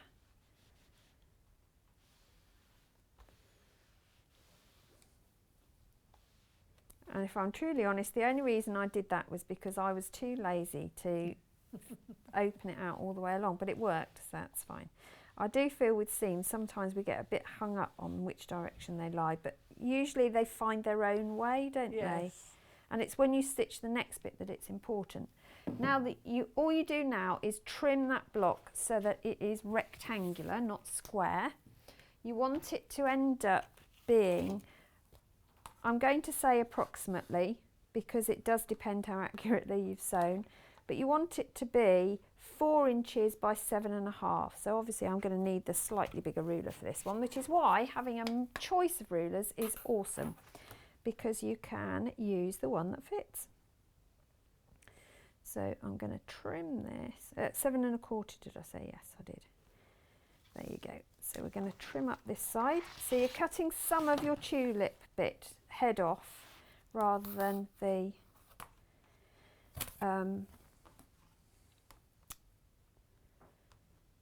tulip head rather than the, sorry, I'm thinking out loud. So you want it 4 inches base, by yes. 7 3/8. Yes, that's what you're doing. Sorry, I'm trying to work out how to use my ruler upside down. I'm reading the instructions, which are very clear and easy to read. Good. So at least someone reads the instructions. I'm here winging it, trying to think, what am I doing? I'm working the ruler upside down. It's because this isn't there. So these rulers, these creative grid rulers, have the little grippy pads on the underside, don't they? Which means that they don't slip around. Yeah, that's they fantastic, are isn't it? awesome. Absolutely awesome. Right, and if you can actually read what you're doing, it's even better. How many rulers have you got, Susie? I've got most of the creative grid rulers now because they are just so good. And I use, for most projects, I'm using these big straight rulers all the time, and then I use whichever is the most nearest size to the cut I'm making, so that I get, my visual is clear, and my work, I'm not like this. Normally I'd use my slightly smaller one than this, but this is the one we've got for me, which is fine. It shows you can use any of them, but again, you're not wasting loads of fabric. So this big long one you've got there is £23.99, which is great when you're doing binding, you're doing the big width of fabric cut. So if you don't have the roly-poly, you've just got your own fabric, this is great because you can do width of fabric with it really easily. Yeah, and then the other square ones are really useful again, aren't they, when you want to cut bigger pieces? Or you want to cut your own squares, because a lot of your quilts require a square cut. So having a square ruler and a rotating mat means it's so much quicker. No, because it is crazy, isn't it? A square, you think a square would be easy to cut, but it isn't. No, because you've got that angle. And if you're not right, you suddenly find you've got a diminishing square because you keep trimming off a bit more to get it square. Or a trapezium. Or an octagon. So there's our finished tulip block. That's brilliant. So what I did to construct the bag, and then we haven't got time to do the whole thing, so I'm going to talk through the rest of it, if that's all right. So what I did was lay them out in 4 tulips, 2 rows, but you're actually building them in columns, if that makes sense. Right, so a 2 by 2 pattern. Now, if you imagine I've got 4 lined up here, so you've got column 1, column 2, column 3, column 4. Column 1 and 3, so the odd numbers, I put a sashing strip at the bottom of each of the tulip box. So just a 1.25 again by 4-inch strip that I cut from any of the fabrics. I chose the grey, didn't have to be, but I just thought it followed on from the stalks. You can choose whichever you like, it's your design. But they go at the bottom of each tulip block, and then you sew those 2 together. So you get tulip, I call it the ground, because tulips grow out of the ground usually. Tulip ground. Yeah. For columns 2 and 4, so the even ones, you're doing it the other way around. You're putting your sashing strip at the top of your tulip head. Let's move that down so you can see it. And then you're doing the same with the one underneath, and then you're joining them together. And that's why on the bag that you see finished, there's those offset tulips. Yes. They're Which not is all nice. in a row. You're not trying to get them all in a row. No. And that's all clearly written in It here. is perfectly It tells you clearly here. written. Yeah, I've even highlighted for column 1 and 3 and highlighted columns 2 and 4. So you can, and there's pictures at the back of the Yes. booklet as well that show you that layout. So you'll join your columns, and then between them I did a sashing strip, which was basically I took a jelly roll and stitched it to the side, just a 2.5 and then inch strip. cut it off. You can measure it if you like, but I found it easier just to lay my jelly roll strip down, right sides together, stitched down it, pressed it, and then cut it square, and then stitched it to the next one. And so you end up, so you've got a tulip block. It's a tulip block sashing, tulip block sashing, tulip block sashing, tulip block is your outside of your bag. And you do that twice, so you've got a back and front, and then you want to make its bottom. And the bottom is super easy, because all you're going to do is pick 3 of your jelly roll strip, your roly-poly strips, or 3 10-inch strip, 2.5 inch wide strips, and you're going to stitch them together, and you end up with this. Press your seams open, and then the reason I have put a measurement in here, but what I do recommend, and I have highlighted this on the instructions, is that once you've created your block with your 8 tulips, your 4x2 tulips, measure that finished piece, because you want this strip to be identical in size as you do your drawstring and the band and everything else, because otherwise it's just not going to work. You need everything the right size. So make your tulip bit first before you cut anything else. Right. And that way, if your 1/4 inch seams isn't exact, yeah, it doesn't matter to your 1/4 inch seams, because different 1/4 inch feet are actually Yes. not quite the same, are No, they? So no. that way you'll make sure it fits perfectly. Absolutely, yes. That's really great. Thank you. So you can be flexible. So that's how I made the base, and they're constructed so that the top goes to a base which goes to the other top, and the base is slightly smaller because that automatically then boxes the corners and gives you, and I've done it so that you get a wide box, if you will.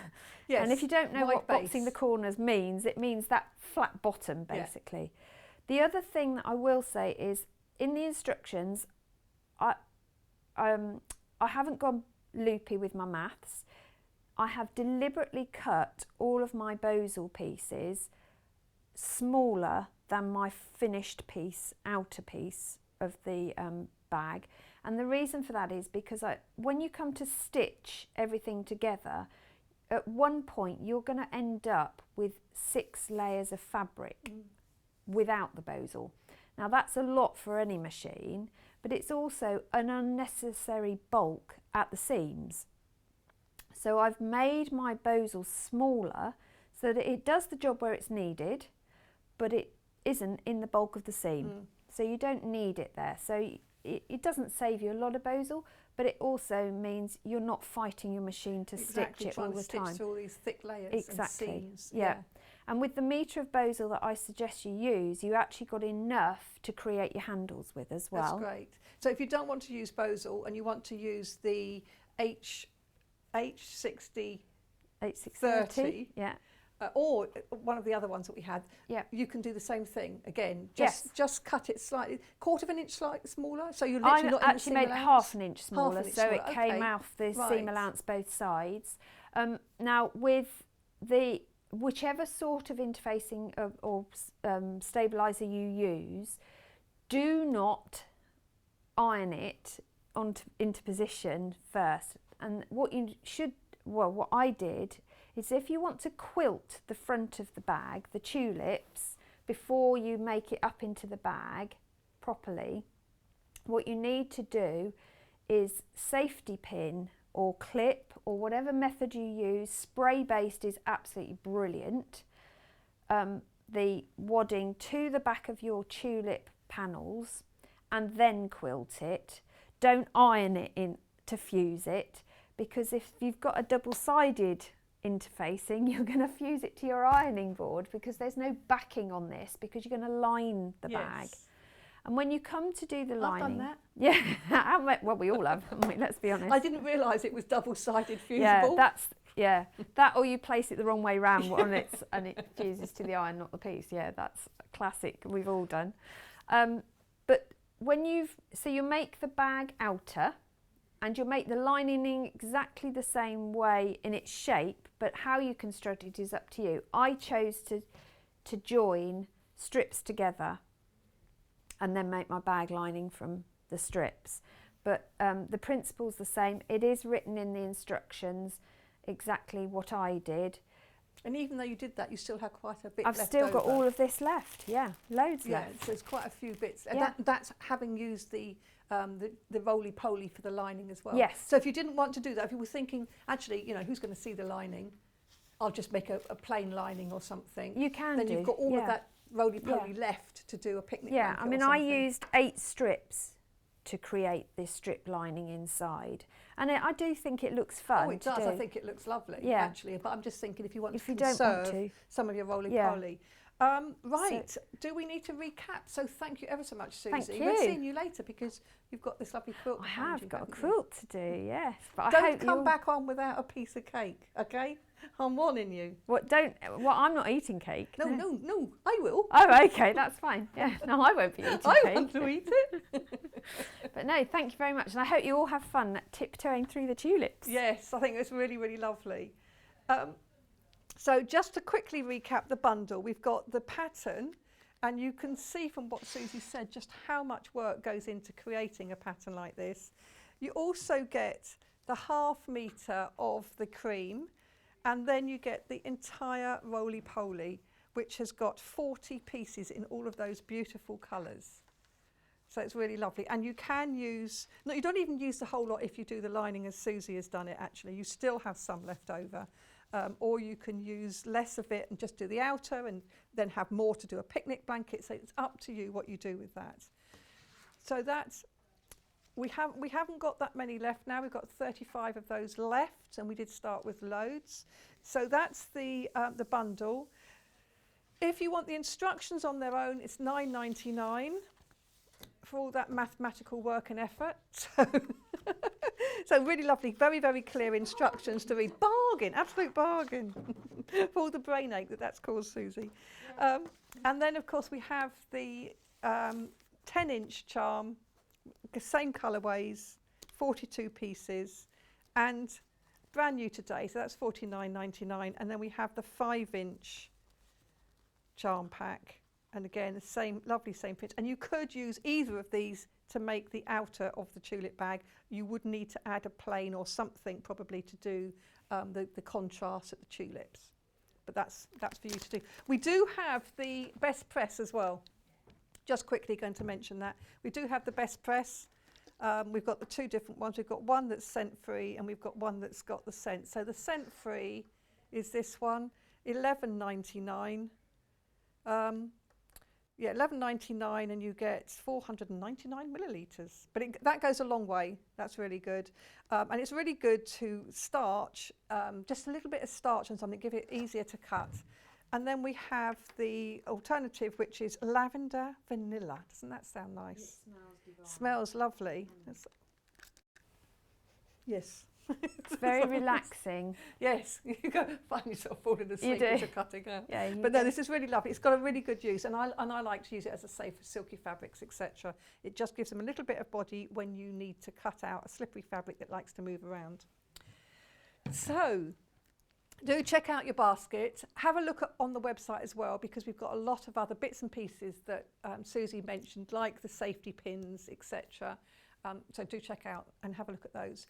And after the break, and sorry we're running a bit late, but that was so good, we've got Reid with her latest brand new Amber Makes design, which is this really nifty little sewing bag. It's so sweet, it is so lovely, it really is. And again, she's going to give a demo on how to construct various bits of it.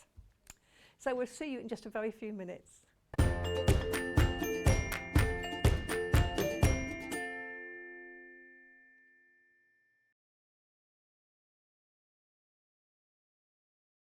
Hi, I'm Wendy Orlando and I'm a craft blogger. You can find me over at thecraftyco.com, and if you do head on over and have a peep, you will see that I'm a tutorial blogger. I do all kinds of crafts, but my passions are crochet, knitting and sewing, which I've done for over 45 years. In that time, I've made lots of mistakes, but I have learnt lots of tricks and top tips that I can't wait to share. What I'd like to bring to the Sewing Street table is to show that you don't need to have gone to university or have a degree in design to be able to sew. You just need passion, a bit of courage to take the first steps, and a whole lot of patience. Oh, and an unpicker. You will need an unpicker. I do hope that you will follow me as I take my Sewing Street journey, and I look forward to seeing you all again soon.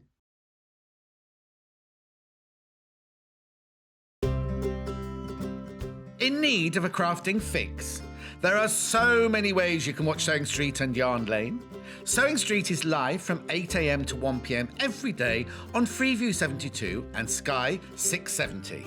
Alternatively, if you want to watch us on a tablet or on the move, you can tune in on our YouTube channel, the Sewing Street app, or the websites at www.sewingstreet.com and www.yarnlane.com. You can watch past shows on Sky 670 from 1 PM every day, as well as our YouTube channel, the app, and our website. Yarn Lane is on from 12 PM to 1 PM. Visit our programme guide to find out when and what's on, so you never have to spend a minute without us. Hi, I'm really looking forward to seeing you on Wednesday. I'm going to be showing you some of the techniques and toys that I've got in my new book, Cute Crochet Woodland Creatures. Really looking forward to it. So I'll see you on Yarn Lane, that's channel Freeview 72 or Sky 670. Have you heard about all of the different ways you can shop with Sewing Street and Yarn Lane? You can either shop on our websites, sewingstreet.com and yarnlane.com. You can also order by phone by calling our friendly UK customer service team. For Sewing Street, call 0800 001 4433, and for Yarn Lane, call 0800 4700 600. And don't forget about the Sewing Street app. Here you can shop all of the Sewing Street products as well as watch the live shows from anywhere. You can download the app onto your smartphone or your tablet by simply searching Sewing Street in your app store. And one final thing, no matter how many times you check out on Sewing Street or Yarn Lane in one day, you will only pay one postage and packaging. Happy shopping! Keep up to date with what's on Sewing Street and Yarn Lane, as well as all the latest news and special offers by signing up to our email newsletters. For Sewing Street, head on over to www.sewingstreet.com. Scroll down to the bottom of the homepage, type in your email address, click the envelope, and you're done. It's exactly the same for Yarn Lane. Head on over to www.yarnlane.com.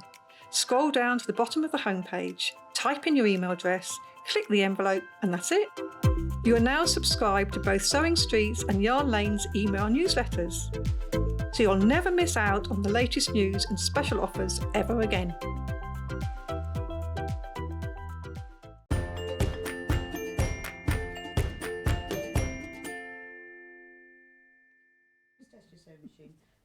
Hi, welcome back. Now we're going to try and rush this next hour in 50 minutes into the hours kind of thing. So we're going to go cracking straight on.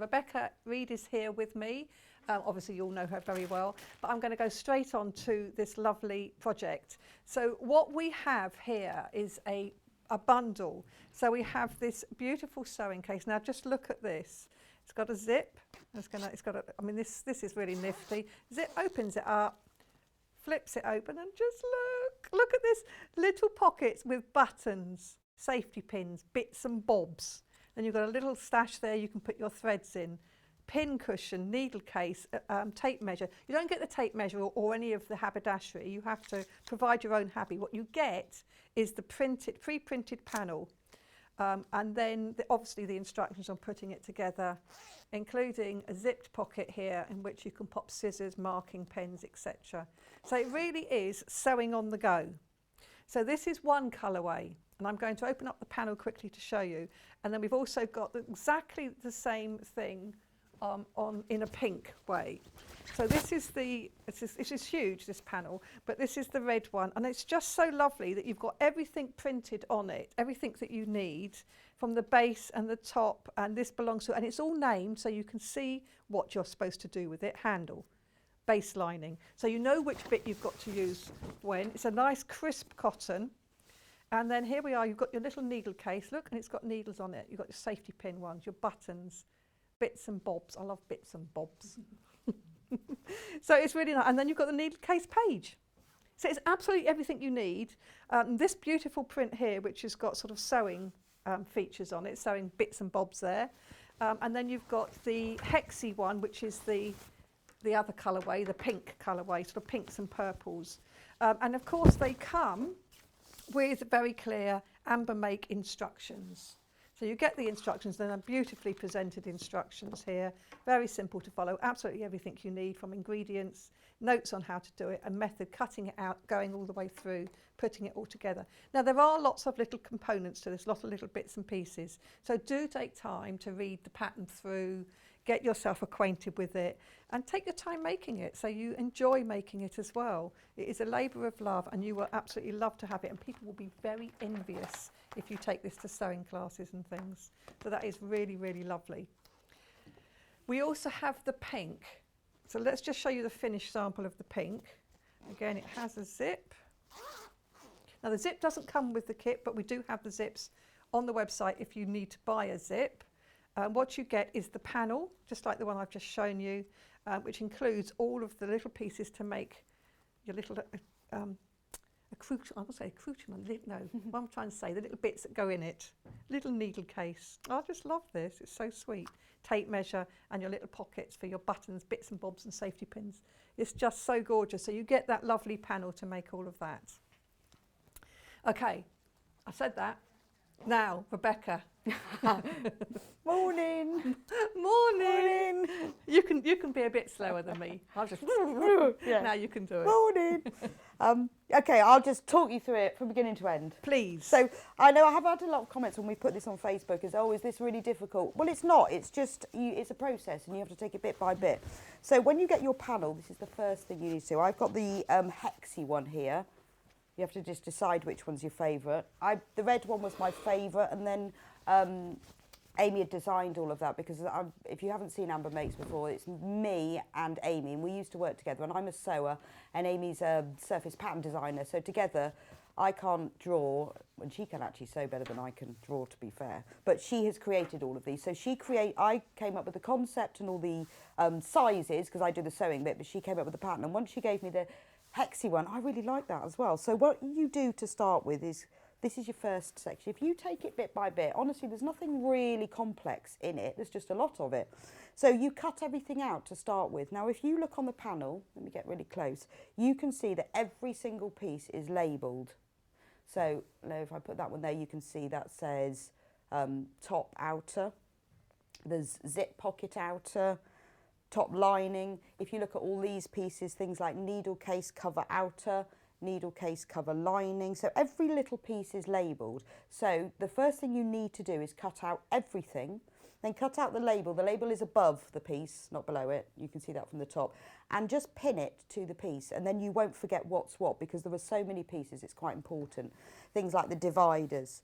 The other good thing about these printed panels that I love is that I needed binding strips cut on the bias that bind the edges of the needle of the sewing case, and obviously you waste a lot of fabric when you cut binding strips, so we have printed them diagonally across the bias for you, so they're all ready to go. So that's the beauty of having a printed panel, is that because you can place things in any direction you want, that these binding strips are already printed on the bias. I think they're absolutely gorgeous, and I have to say that we had a message, and it's already gone, saying, I think it was from Pauline, saying she likes the red one. I know it's tricky. It is tricky, isn't it?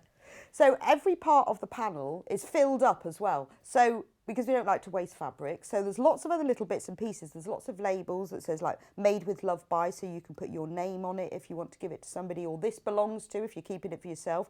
And then, well, on this panel, there's lots of extra, every space Amy is filled with safety pins and roses. On the red work one, there's lots of little spools and all different things. So you can just keep those and use those for your other mates, because it seems a shame otherwise. I mean, this one's got a little pin cushion. Yes, this one has as well, the red. So I if it's not labelled, you don't need it. It's just a freebie. But if it is labelled, you need to cut it out. So like the tape measure top says measure on it, and tape measure bottom doesn't. So that's what you do to start with. It is cut everything out. And that's something, you know, I sort of think, right, well, today I'm going to do that. I'm going to cut it all out. You can use a rotary cutter or a pair of scissors. It's up to you. What I tend to do is, if I'm using a rotary cutter, is I'll cut roughly around an area, maybe like the gussets, and then I'll rotary cut them. It really doesn't matter. I mean, none of the pieces are massive anyway, but just keep it all in a stack. So once you've done that, that's process one finished. Then you just start on it bit by bit. Now, if you take the instructions, I've got a set here, luckily, start at the beginning. So the first thing you do is cutting out, which it says, preparing the pieces. I've put wadding in the top and the bottom of the needle case, of the sewing case, I keep saying needle case, sewing case, and the gusset that goes around the side. It just gives it a bit of stability and also a little bit of protection for whatever you've got inside. So you don't need much wadding. In the ingredients section, it tells you everything that you need that's not in the kit. So you'll need 50 by 70 centimetres of wadding. Doesn't have to be a superior, fantastic wadding, just something to give it a little bit of padding. So the first thing you do is prepare the pieces, the top outer, the base outer and the gussets you put wadding on. You need a little bit for the dividers as well. I've put some in the needle case cover. So just prepare the pieces by sewing the wadding onto the back of them. Then the first thing you do, now you're prepared and you're cut out and all you're ready, you make the little pockets. So we've put the sewing case is divided into two sections, the top of it and the bottom of it. So when you unzip it, the top section has got the little pockets to put buttons, safety pins and bits and bobs. It was odds and ends to start with, but I prefer bits and bobs. So any little things that you want to keep safe, you have to make those to start with. And they're really simple to make. I've made two in advance. So what you do, that's the short divider. Kat was just saying she loves the fact that the safety pin pocket is actually safety pin fabric. It's actually got safety pins on it. Yeah, and the buttons. Exactly, yes. It's all done beautifully. It's all, yes, every bit. So I've made two pockets in advance. So what you do, I'm going to make the button pocket now. So as you can see, I have put my labels on so I know. So now when you're doing them, you can take them off. It's just so much easier. So, I mean, obviously you like to think you remember what they are, but when you get to the end and you've cut everything out, you might have forgotten. So it is best to label them. So button pocket outer, button pocket lining. So I can take my labels off now. So to make these little pockets, I spent quite a while making these, and I made them in lots of different ways, trying to work out what was the easiest. Because I could have made the sewing case in loads of ways, but I think what we try and do with Amber Makes is make things so that it's easy for you to make. So you have to try lots of different things, because if you're making something yourself, you can kind of make it up as you go along. The whole kit has got a 1 centimetre seam allowance, except for a few small parts, just because it's easier to use a smaller one, and that applies to the pockets. You have to use a 5mm seam allowance, just because it's a little pocket and it has that curve around the edge, and because of that it just makes it easier to use a 5mm. So you start part way down one side, because we've got to leave a little gap, and a turning gap, because we're going to turn it inside out, and then do a little reverse stitch, and then simply go slowly round the curved top so you can keep it in a nice curve. So this isn't difficult, it's just sewing two pieces of fabric together. I've got a very dark thread in my machine. When you do yours, try and use a matching thread so it doesn't show up. It's easier though for demonstrations, isn't it? Yeah, you can actually see it. You can actually see my seam. But every little section on this is quite simple. There was just a lot of little sections, but you know, we're all us sewers. It's not always. It's about the enjoyment of the process, not just the finished product. So there's a lot of process to do. So you just leave a little. I can't remember. I think a 4 centimetre gap. And then when you've done that, take a pair of scissors. snip off the corners just to help them turn better. And then what I do with this curved edge is I make little snips, and that helps it to turn out more smoothly. I know it's only a little pocket, but you still want it to be you finished still want it to be nicely. nice. So we were saying with Susie just now that all of the design process that goes into making a pattern like this, as you say, there are different ways of doing it. You've created the way that's the easiest to be completed, easiest to follow if you're following somebody's pattern, and you have to do that by trial and error. Well, yes, So, I made lots of pockets. I wanted to make these as one piece so they didn't have a separate flap to body. With the turning gap, I'm not pressing the rest of the seams open, but with the turning gap, it's best if you press that both to one side inwards to start with. It makes it easier when you're turning it. So all I've done there, you can see I've just turned that. Then you turn it right sides out through the gap. Now you've got a whole piece.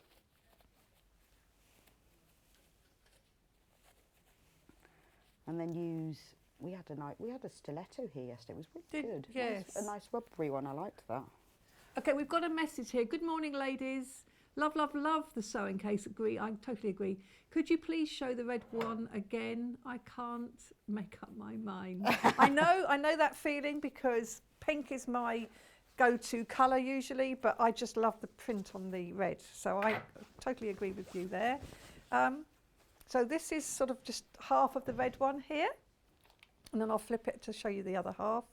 And so what you have on here is just as you have on the pink one, you've got all of the various elements there printed, and there's all the little bits that you've got. And as Rebecca has said, you've got these little extras. So if they don't have a label, they're just little extras, and you could use them for something else, as appliques or something. So that's half of it.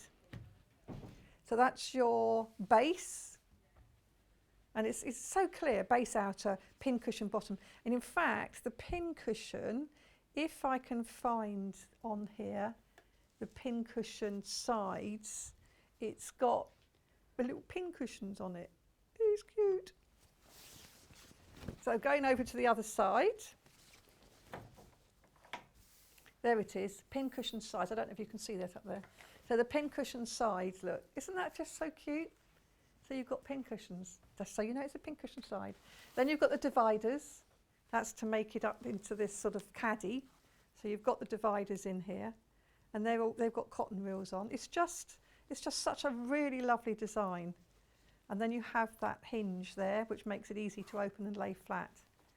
So fabulous, all of the little bits. So that's the front of the red one, this bit here. So sewing case. And then the lining, zip pocket line. That seems a shame. That's a zip pocket lining. It's so pretty. I know. Well, it's going to be inside. I know you don't see that, but why not? But it's nicer, isn't it? It's like Why not? it's like when you wear nice underwear. Exactly, exactly. Not many people, hopefully nobody, except for maybe a partner, is going to see it. But you feel better. But yeah, so why not have a pretty lining, just in case? So I've finished. I've turned it right sides out. This is the stiletto. This is really good. We sell these online, I think. These are really good for turning things out. Then you need to top stitch it, and it says in the instructions you measure 5 centimetres up from the bottom, and you top stitch it all the way around the edge. 5 centimetres? Yes, up from the bottom. Right. And the reason for that is the top stitch just holds it flat and finishes it nicely, but we're going to sew this onto the inside of the top section of the needle case, and then that will be the extra bit of top stitching. And if you don't do this, you'll have 2 sets of top stitching. Right. It's just that another one of my trial and errors. Yeah. So when you're designing it, how does it work best? So that's done now. What you need to do next is you now then just fold it into, make its little pocket. It gives you all the measurements of where you fold it, but basically that's the little pocket. Like that. Now these then get pinned onto the zip pocket outer, which you will have labelled beforehand. I'll just remove that because zip pocket outer, because that's for doing the zip. So here's the zip pocket outer, and on the red one it's red. because that's almost like the lining of the case, because the zip pocket is the lining of the actual sewing case. So that's here. Yes. So you pin all of these 3. I've made the other 2 in advance. You can put them in whatever order you want. It does tell you in the instructions where the measurements for those are and how you do it. What does it say? 2 centimetres up from the bottom and 2 centimetres from the side. So you just take a tape measure. So we'll just sew 1 on so I can show you. So you Red's still the most popular. I know. Come on, pinkies. I can never guess which is going to be the most popular. So 2 centimetres up from the side and 2 centimetres up from the bottom. The best thing to do is place them all on and pin them all on and then sew them all on later, because you need to get those measurements correct. You want to make sure they're evenly spaced. Yeah. So what you should do before you do this, I'm not going to do this on edges because you need to, is once you've folded them over like this, is you need a little snap fastener. So hand sew a snap fastener to this side, fold it over and see where it meets, and then hand sew onto this side. And at this stage, because the pocket is not sewn together, it's a lot easier to sew that one on. But if you do it once you've sewn it all on, you've got to get your hand inside the pocket. So the best thing is to do that. I mean, it does say all of this instructions. So that's just hand sew the press fastener or snap fasteners to the inside and the outside. But there's actual pictures of that, so it's not difficult to do. I haven't sewn that on. We've got those on the screen now, $1.49 for a pack of 12. And you need 4, because you need 3 for this, 1 for each pocket, and you'll need 1 to hold the needle case shut as well. So sew your press fasteners on before you sew them on. I know I haven't done it, but you should do, because it's a lot easier. And I know that because I did it the other way. So measure 2 centimetres up from the bottom. So you haven't got to, there's no sort of working out, it's all done for you. And then 2 centimetres up from the side, place a pin. And then with the other one, I did start off by putting the exact measurement, but sometimes I think, you know, if your seam allowance is slightly different or you've done something different, if I gave you the exact seam allowance, the exact measurement and something's different, I just say on this one, just put this one in the centre. So you just pin that one onto the centre. And remember, you've already, make sure they're all lined up, which is quite easy with this one because there's spots on it that are all in a straight line. So you can do it. It's important that you get those measurements correct because this is going to be bound later and you don't want them going into that. So once you've pinned them all on, you then sew them on, and this is where the reason, now you can see why I didn't top stitch all the way around, because to top stitch this on, you top stitch down the side, across the bottom and up the other side, and if you would top stitch around the whole pocket in advance, you'd have those lines already and then you'd have 2 lines, and it's quite hard. It's harder to get the 2 lines exactly on top of each other. So it's really simple. You just put it under, possibly take the pin out, put it under the machine and you just sew there. And remember you will have your press fasteners on in advance. Make sure you do quite a couple of reverse stitches across the top at the end, because you don't want these to come undone. Now I sewed it across the bottom. You don't really need to because obviously it's got a fold, but I think it just looks a little bit neater. And by sort of creating the sewing casing layers like this, this means that you can turn a piece of fabric that's got pockets on into a zip pocket, but you must do it in this order and then it will work. So there we go, that's 1 pocket sewn on, and obviously you do the same with all 3 of them, and then you've now got your zip pocket outer that's got the 3 pockets on. And you can make sure they're lined up and that they're the same distance, and then that's that bit. You can put that to one side now, because what we're going to do now is we're going to make, so the rest of the case top has a zip in it. Now, if you don't want to put a zip in, if you really don't want, you think, oh, I really don't want to have a zip in it, I can't be bothered to do the zip, you don't have to do that. You can just skip this section and just use the zip pocket outer and the lining and not have a zip at all. But this isn't very difficult, and actually it's quite a good learning process if you've not put one of these post box zips in before. It's quite a good way to learn. It's very simple as long as you follow the measurements. A lot of people I know are sort of scared, like, oh, I hate putting in zips, but it isn't that difficult. And it's just, you know, it's a very small thing. It's a nice way of practicing and learning a new skill. But if you don't want to do it, you really don't have to. So it says in the instructions about drawing lines. Now, I have done mine in advance, just so you can see. It's really important that you follow this exactly.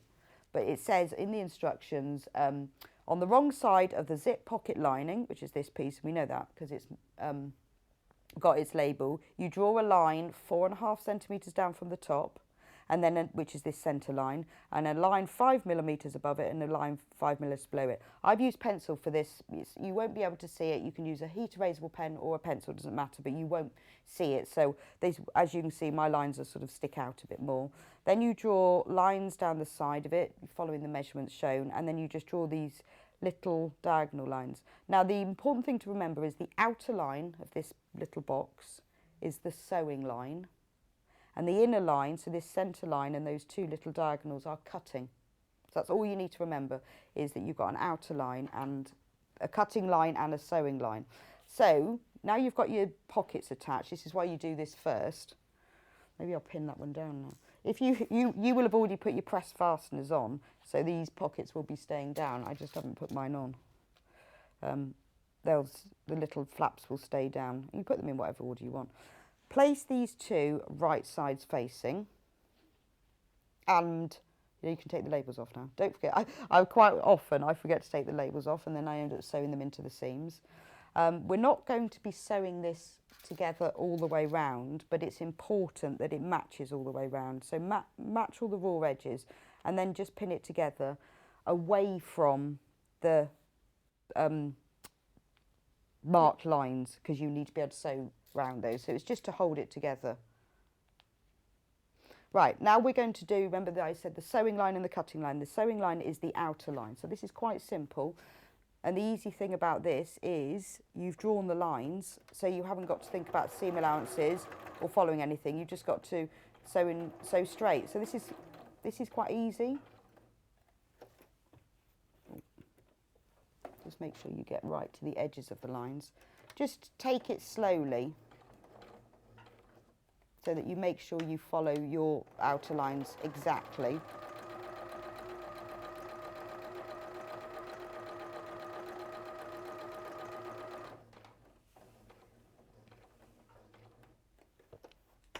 And this technique of putting in a zip inside something you can use for lots of things. It's really good technique to use for the inside of a bag. If you've made a bag and you're lining it, you can use this technique to put an internal zip pocket. It's quite a nice, safe, secure pocket, because you place it inside a lining. So this is a really good technique that you can use for other things once you've worked out the mechanics behind it. So now you can see I've sewn around my outer lines, because those are cutting lines. Give it a little press just to set the stitches and make sure it's nice and flat.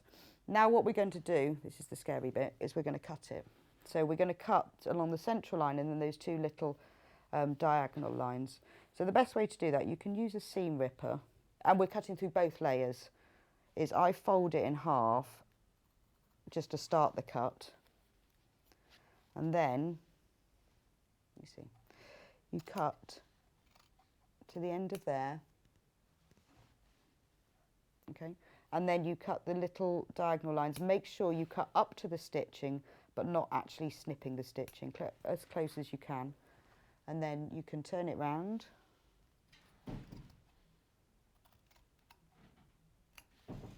and then snip up to the stitching, but not actually into the stitching. Now we've got a little post box. To help this to lie flat, I then open this up and press it like that. Oh, Leslie, the size zip that you need for the pocket is 15 centimetres. If you have a look on the website, at the product, on the product description, I've written in there all the details of everything else you need. So if you go onto the website, in the product description bit on the page, it tells you the size of all the zips and the wadding and everything that you need to buy. But it is in the instructions. And it's in the instructions, but I just thought if anybody was buying it today and they wanted to know what else they needed. What else you need to get? If you go on to, it's all in the instructions, but if you go onto the website and read the product description. Amber website? No, on our website. On Sewing Street website. Yeah, Oh, brilliant. So if you go into the, when you click on watch live and you scroll down on the product descriptions there, It's got I what have you put the need. details, look, you can see it Yes. there. I have put the details of everything else that you need, just because I know what it's like. You sort of buy it and you think, well, I want to buy everything else now, or check my stash. Yes, check what you've got and what you Remember, need. you can use this zip, you can use any size zip, 15 centimetres minimum, but if you've got a longer zip, it's absolutely fine, because you're going to be sewing this into place and you can chop off the end afterwards. So you don't have to have the right size zip. Also, for the outer zip, if it's too long, that's absolutely fine as well. It's just that this is the smallest that you can have. But if you want it, if you've got a bigger zip at home in your box, that's fine. So we've pressed that open. That will help it to lie flatter. And now we're just going to post it through. Hence its name. I did one of these on air a couple of months ago and did it wrong. Oh, did you? Well, I Did didn't you put the wrong sides Yeah, together? Or I something? didn't sew it right sides together, and I turned it out and went, and then you post it through, and Oops. it was all wrong. Whoops. God, it was awful. I was so embarrassed. That's awful, isn't it? And I have done that so many times. So if you've done it the wrong way round, that's really you just I have mean, to to be unpick it honest all. with you, it's not the end of the world, though, is it? Because that is the inside. It is the inside, yes. It isn't the end of the world, and you can unpick it and start again. But it was just, I remember doing that. So because you've pressed those seams open, it makes this bit a little bit easier, because you've now got to press it so that it all lies flat. Make sure the raw edges are matching up, and that you can't see the lining from the outside. It doesn't matter too much if you can, but you know, if you want a really neat finish, just roll it slightly so that you can't see the lining on the outside, and make sure that the raw edges match up. If you've got a bit of steam in your iron, that will help as well, because you can give it a really good press. So now we've got a little hole. Now this is what you do if you're putting a zip into a bag lining. You make this little hole, and that's really neat. Then all you've got to do is put the zip on top. Make sure, let's do it that way. It's actually easier to do it that way. Make sure that the slider is inside. So if your zip is longer, that's fine, because that's the only bit that you need to see. Now, if you've got a glue pen, you can glue this in. We are going to sew it as well, obviously, but if you have a glue pen, a lot of people will glue this in beforehand. I'm going to adjust Or it a bit. double-sided basting tape Yeah, does the same thing, doesn't it? Yes, you can use that. I haven't got any of that at the moment, so I'm going to use You've pins. got a glue pen or I haven't got either of those, but I have got pins. You could use pins as well. If you haven't done this before and you think, oh, I really want to get this straight, I'm a bit nervous about it, then tack it in place. Just by hand, get a needle and thread and tack it in place before you stitch. So I know a lot of people are like, oh, I don't know, but this looks really tricky, it's got zips. But I don't think that this, you know, it's a process. I explain in the instructions exactly all the measurements of how to do it. I know this, people think that's fiddly, but I don't think that that's too difficult. Just make sure that you keep the teeth in the middle. And as I said, if you haven't done it before, then do tack it in advance, because it's a lot easier to sew by machine if you've tacked it on. Yeah, or use the glue stick. Or the glue something, yeah. pens or basting tape. A lot of people use that whenever they do a zip. Now make sure you've got a matching thread, because we're now going to top stitch that. Just pop it over quickly to make sure that you haven't got any bits of the zip that are folded over. Just a quick little check. You can start wherever you like. Whenever I top stitch, the start and the finish is obviously more noticeable than any other parts, because you've got the reverse stitching. So I usually start just on the bottom edge, a little bit away from the side. If you put it in the centre or the side, it's a bit more obvious, but I think when your eye will be drawn to it. I mean, obviously this really doesn't matter too much, but as a general rule, if you are starting and finishing a seam where you will be reverse stitching, I try and start and stop somewhere that's not too obvious, so not centre and not side. So the top stitching of this is very close to the edge, and I mean like a 1/16 of an inch, which is about 2 or 3 millimetres. This is a nylon zip, which means I can sew over the teeth. If you put a metal zip in, which looks nice, they look lovely in these, then just hand crank over the teeth. Have I put my foot down? Yeah.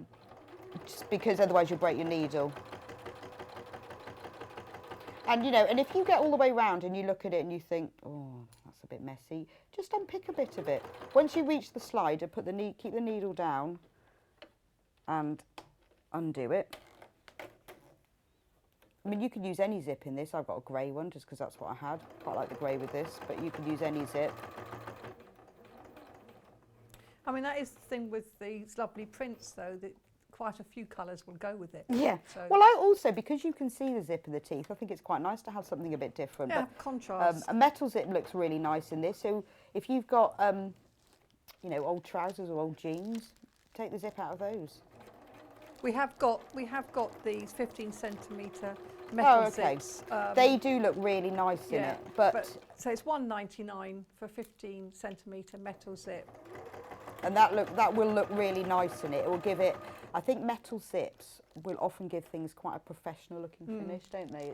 It is that little bit of going over the end. You have to be Yeah, careful. if you hand wind over it, then as soon as your needle hits the teeth, just lift the foot very, very slightly and just shift it over. Yeah, shift it over a little bit. And it will be fine. So, and then reverse stitch at the end. Now, if I was doing this at home, I would have done a bit more slowly, and I would have probably tacked mine in. But all the same, we've now got a zip in there. You can put the slider whichever end you want. And that's the top section of your sewing case finished. That will all go together, but you've now got your 3 pockets and your zip. Now you're thinking, well, that's not a pocket, but it will be when you construct the whole thing. So the next thing you need to do is make the case top. So there's the sewing case top.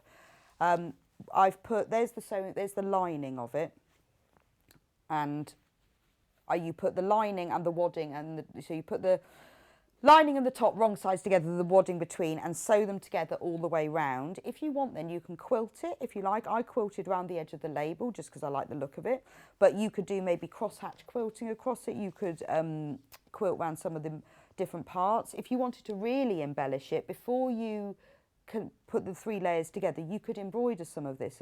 So on this one, where we've got thread, you could backstitch around the thread, you could embroider over part. There's a lot of different pieces on your panel. You could even use those to applique onto it, and make it your own. It's your sewing case, so do what you like. I've just quilted around the edge of there. It just gives it a bit of texture. You don't need to. That's purely, you can make it as complicated or uncomplicated as you like. So.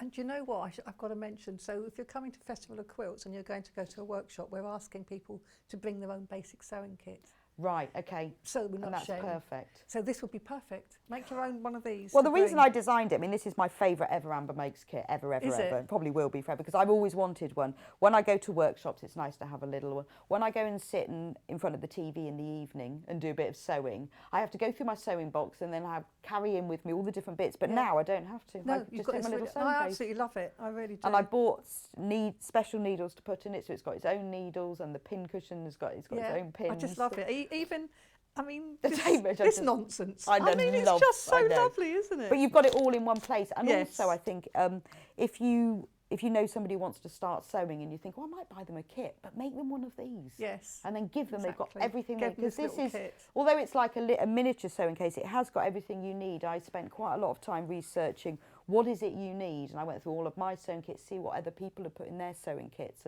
And so therefore it is a miniature version of everything you need. I think it's perfect to take to classes and things, because you could put a little point turner in there. You can put it in the little pocket. You can put whatever you want. I put the some only thing you thread in wouldn't there. fit in there is dressmaking shears, but Yes, that's the well, same with a lot of sewing kits. You I don't just thought, fit well, I them don't in. want. You don't want them anyway. I don't so- really want big ones there, but I bought some of because I have some of the orange ones you've got there that we sell. Those are the ones that we sell, and I love those because they're really These are sharp. really lovely and they're sharp. That's fine for most projects for you're going most to do things. on the go. Absolutely. You don't need dressmaking shears for that. But there's room in there for your marking pens and a little point They'd probably turner. fit in diagonally anyway. Yes, possibly You they could would just actually fit on the top. put them on wouldn't they? top. There's loads of space. I like the way it's soft as well, so you can actually put that in your handbag. Yes, and it has a handle. And which it is has a very little important. handle, yes. Oh, Very that's so important. cute. And the tape, on the handle, the measurements are correct as well. Oh, are they? Yes, so if you this is where I've Just in case you need to do a little. Well, you measure never on know, but something. look, if I measure that inch, It is. I'll do the right one, 2 to 3. Look, it's the right measurement as well. Although it why doesn't not? matter because you've got to tape measure. Yes, it does. But why Well, you've not? got to provide your own tabby, but this is. Once But you've the done tape that, measure that's in there is one of those really cheap. It's got does to the have a job, 5 centimetre diameter, but again, I looked online, look, they're all exactly the same size. You can buy them for about £1. It's just the normal plastic retractable tape measure, nothing fancy about it. It doesn't look like that though, does it? No, It's it got doesn't everything on it. there. It's got metric and imperial. But it is one of those really cheap, buy them for £1 tape measures. Yes. So. Right, so there now we've got the top section. I can't remember what I do next. We are. Sorry, I interrupting. I've lost it. So that's the top section. Oh, I know. We need to put them up. We need to put them together because they need to be as one. So now, and I've said with this is really important, that make sure the top long edge of the top outer matches up with the bottom edge of the zip pocket. Otherwise it'll be the wrong way around. So when you do it, you put them there, just quickly lift it up because you can see now I've got it the wrong way round. So although that's the right way up, it has to be sort of almost upside down. Yes, I know what So, you mean. Yeah. because before you do it, don't do what I did and get it the wrong way around. Put them wrong sides together, so you've got the zip there, and then just lift it up. And does it work? And is that now the right way up? Because otherwise, you will do what I did, and you will sew it together the wrong way up. And then all you have to do is, there's quite a lot of tacking here to get all of these layers together. Is put all of the layers together and then sew it together all the way around. I won't do that just yet, unless I might not have time later. I don't know. Tack it together all the way around within the seam allowance, or if you do it by hand it doesn't matter, but if you're going to do it by machine, make sure you do it within the seam allowance, because when you come to bind all of this, you don't want to have to be undoing stitching. I'll sew it together now. So that's nice, and I think that's just push it out so it's nice and flat. We've got about 10 minutes left here. I haven't got long at demoing. all. So I might do that later. Sew it together all the way around, and then that's your top finished. Now we're going to work on the sides, because that's the next bit that you need to understand. So I put the zip in here in advance just to save a bit of time. But basically what you have is you've got the bottom gusset outer and the top gusset outer, and the bottom is bigger than the top purely because the bottom has got all the bits and pieces in it. It's got all the needle case, so it needs to be slightly deeper. The top doesn't need to be as deep. And then you have the bottom gusset lining and the top gusset lining, and you just insert the zip between the two. All the instructions are in there to tell you exactly how to do it. I've done it so it's flat, because putting a zip in round a curve is not very easy, and that's how I did it first of all, but that's why I've created a gusset, because it's easier to put in a flat zip. Then the zip doesn't go all the way around the sewing case. There's a spine at the back of it that to just keep it a bit like a hinge, really, because you need a hinge. So what you do is you take the spine outer, and I've put wadding here to keep it nice, make it nice and squishy. The spine outer and the spine lining, and you put them right sides together on the end of the zip, and you sew it together. And then when you open them out, you'll see they're now wrong sides together. So this is the bit I wanted to show you. We're going to make this into a complete loop. So I tried different ways of doing this, but I didn't want to you can turn it over and sew it on, but then it doesn't look quite as neat. But this actually does work, which I didn't think would. So take the other end and place that right sides together with the other end of the spine outer. So now we have got a complete loop, and pin it together. Now you have got to put the right sides of the spine lining on the other side. So if you roll this up, you can place that there. You've got to roll it up inside, and then you can place them together, because I wasn't sure whether it would work and you would be able to put the two together, but it does work. So now you can see that I've got the zip encased right sides together, but if you just roll it up, it will work. And then you just sew this together. Do you increase your stitch length there? No. You don't worry. No. I rarely, do you know what, the only time I ever increase my stitch length is if I'm doing tacking or quilting, and the only time I decrease my stitch length is if I'm going round a really tight curve. But I normally work at about a 2.5 stitch length, and I might increase it to 3 if I'm quilting and 5 if I'm tacking, but no. Oh, need to cut that. Or maybe not, didn't want to cut. So, now if we undo it all, There we go. We've got now, that's really easy way of, you've got a complete loop, and because of the measurements and because I worked it out several times, this will fit all the way round, and you've got the spine fully, that's the outside, and then when we turn, because the lining is really important, because when you look on the inside, you'll need your sewn case, which you'll do more often, you will see the spine section, you'll see the lining, so it's really important that that's neat. And then the best thing to do, I've done it with the zip bit, is just tack it together along the top and the bottom, and that makes it a nice whole piece. Again, you can do that by machine, and if you do it by machine, make sure you do it within the seam allowance, because you don't want to be able to see this stitching. But I find when you're trying to sew layers together, it's a lot easier if you've tacked them already, because otherwise they start separating a bit.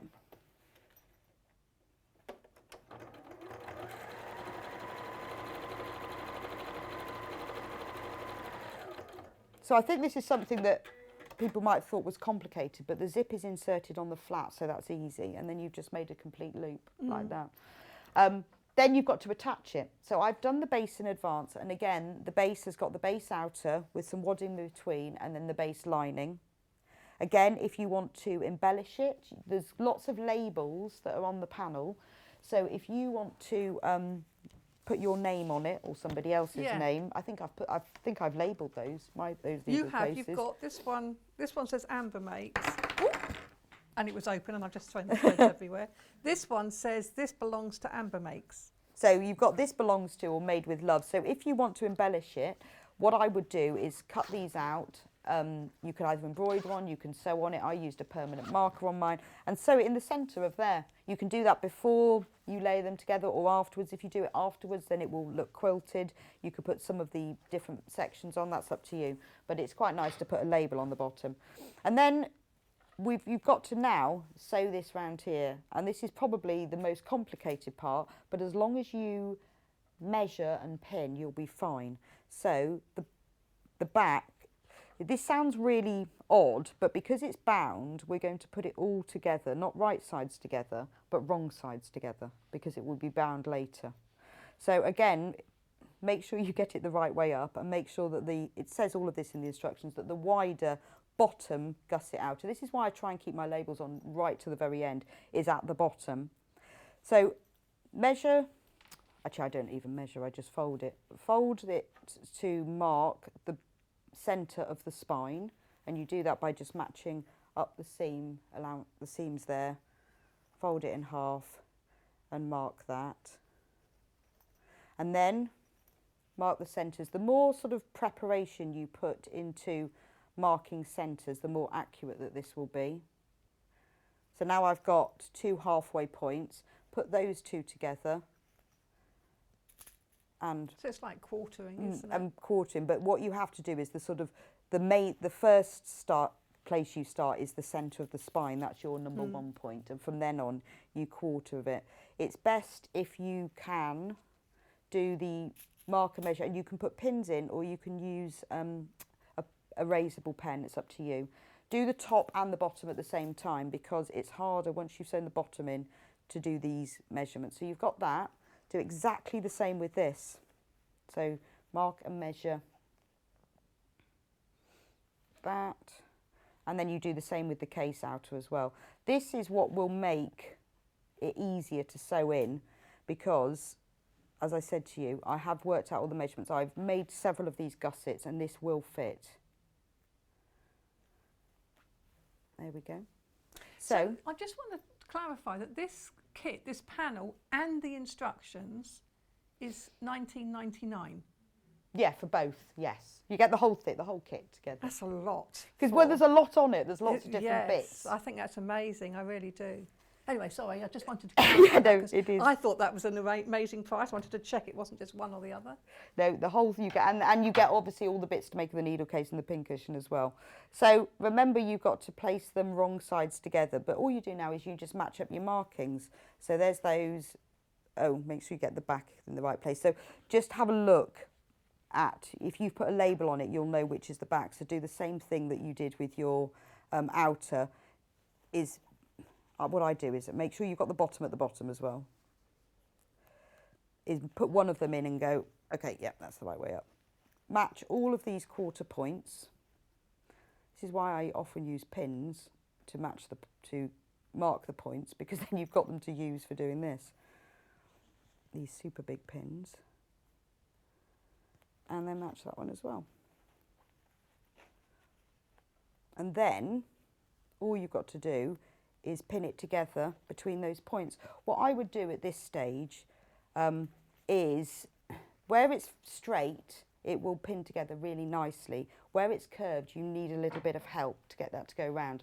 So the seam allowance is 1 centimetre, so within the 1 centimetre, just where it's going to hit the curve, so between each of the pins, just make some little snips, about 1 centimetre apart, through all the layers. When you get to the spine, because it's got wadding, it's a bit thicker. About 1 centimetre apart. This will help you to get round those curves. So just take your pins and pin it round, and it will fit. Because this is the annoying bit, is when you trying to work this out, is to get a straight to fit round a curve. But because you snip those points, it just gives you that little bit of ease. When you're pinning round a curve, pin vertically, because you can put more pins in and get the curve eased all the way around. So I'm not going to have time to sew it all, but I just want to show you, there's some really close-up pictures in the instructions of this section as well. So pin it round like this. Now what you're going to do next, once you've done that all the way around, tack it together or sew it by machine within the seam allowance, because to finish the whole thing, you're then going to bind that, so this line of sewing won't be seen. So if it's a little bit off or it's not very neat, don't worry about it, because it will be covered by the binding. And when you've done the bottom, you attach the top to the top in exactly the same way. And then, other than binding it, that's your sewing case done. And obviously, there's the instructions are in there to make the needle case and the pin cushion. And the little it has dividers. It has little walls, they're dividers, which are just outer and a lining and wadding in between. And I sewed 2 lines of quilting, well, just down the middle. It makes them a bit more solid. I tried lots of different things. I thought about using card or plastic, but I wanted it all to be made from fabric. But these are solid enough, and these are just hand sewn in. But if you don't want to put the dividers in, you don't have to. No, They're an optional thing. So you have. But I do like that. You have one big divider and 2 little ones, and then the handle you sew onto the gusset line, the gusset outer, before you assemble the whole thing. But there's the handle there. So I've run out of time now. I've run out of time. Well, who's not been so excited? You. I think.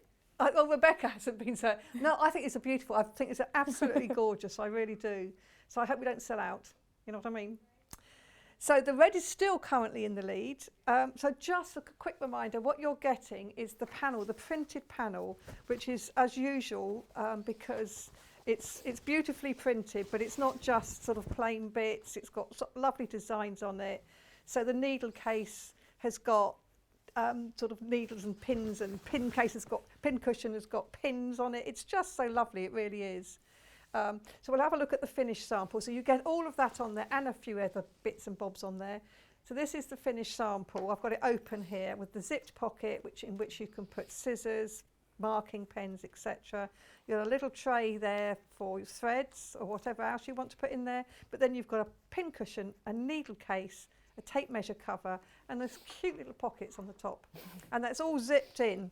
And the needle case has got lines on the pages, which I quite like. Oh yes, it has. Yes, it's easier to put the needles in then. You can put them in straight. Because you can put them much easier to put in, because you can put them in straight. But it's really lovely. So it's a really lovely little case, which you can then carry with you and take it to sewing classes, which I think is superb. Oh, I've got a pin on the outside of that one. I'm just going to take that out.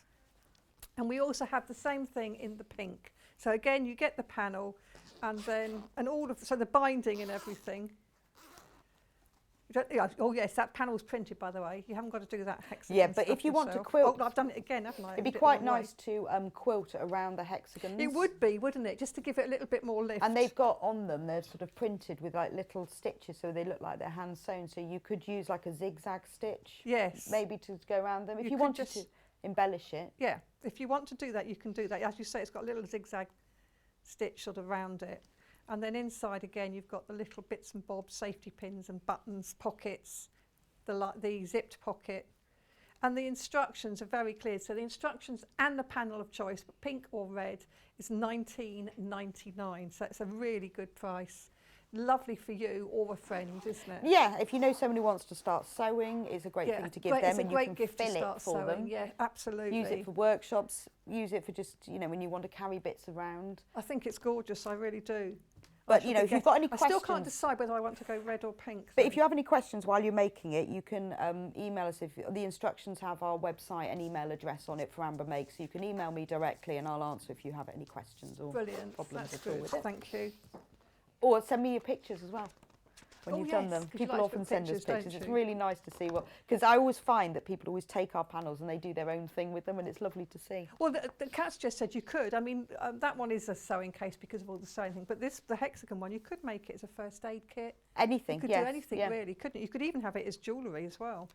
Yeah, so although it's got sewing case individual printed bits, on it, you could put your own label on Yes, it, you or could, you could couldn't you? swap it round and have a different line. You know, you have the Yeah. lining on the outside.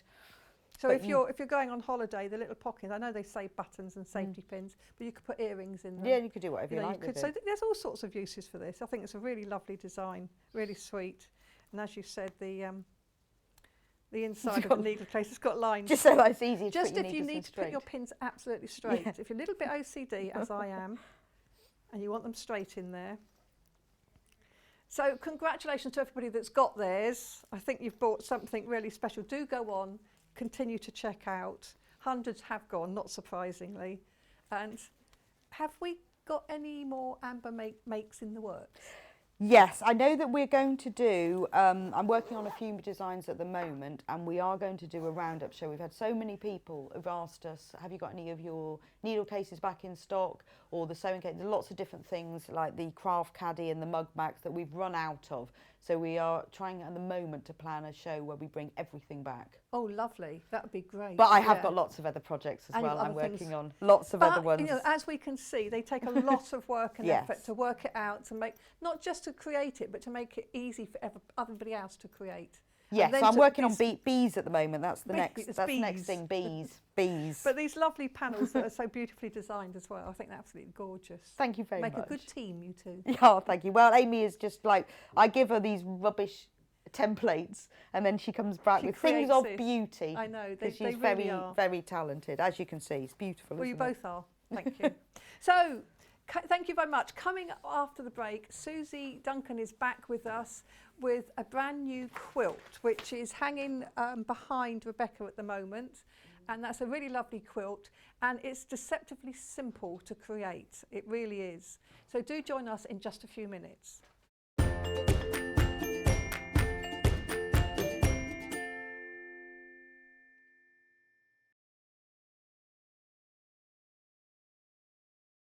Hi, I'm Wendy Orlando and I'm a craft blogger.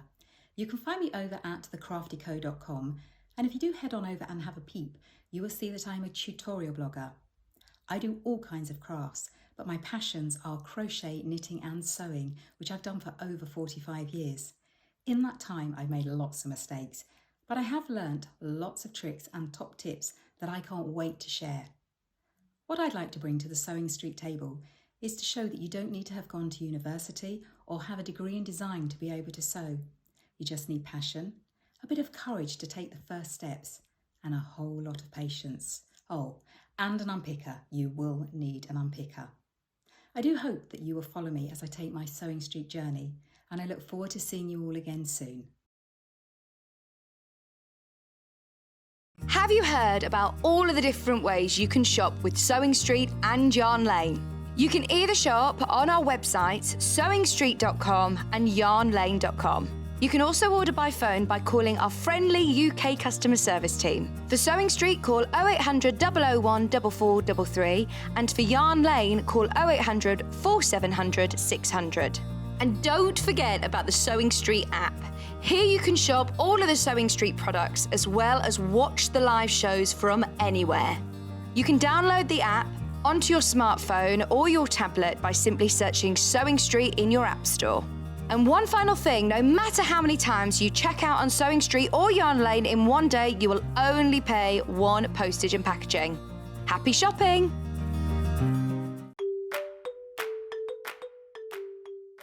Hi, I'm really looking forward to seeing you on Wednesday. I'm going to be showing you some of the techniques and toys that I've got in my new book, Cute Crochet Woodland Creatures. Really looking forward to it. So I'll see you on Yarn Lane, that's channel Freeview 72 or Sky 670.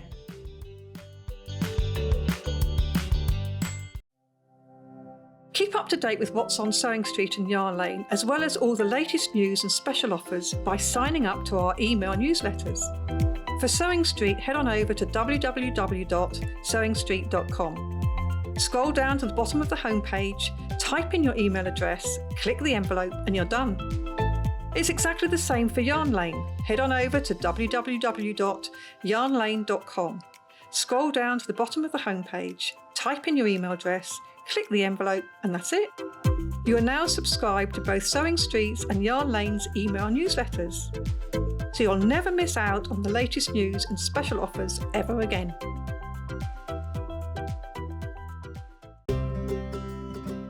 In need of a crafting fix? There are so many ways you can watch Sewing Street and Yarn Lane. Sewing Street is live from 8 a.m. to 1 p.m. every day on Freeview 72 and Sky 670.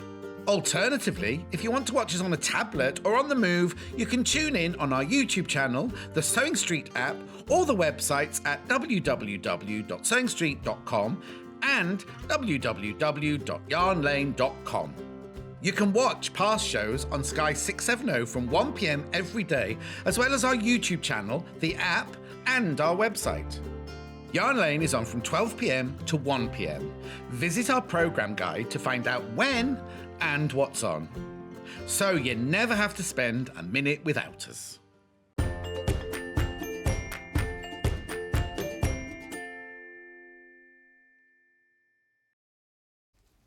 Hi, welcome back.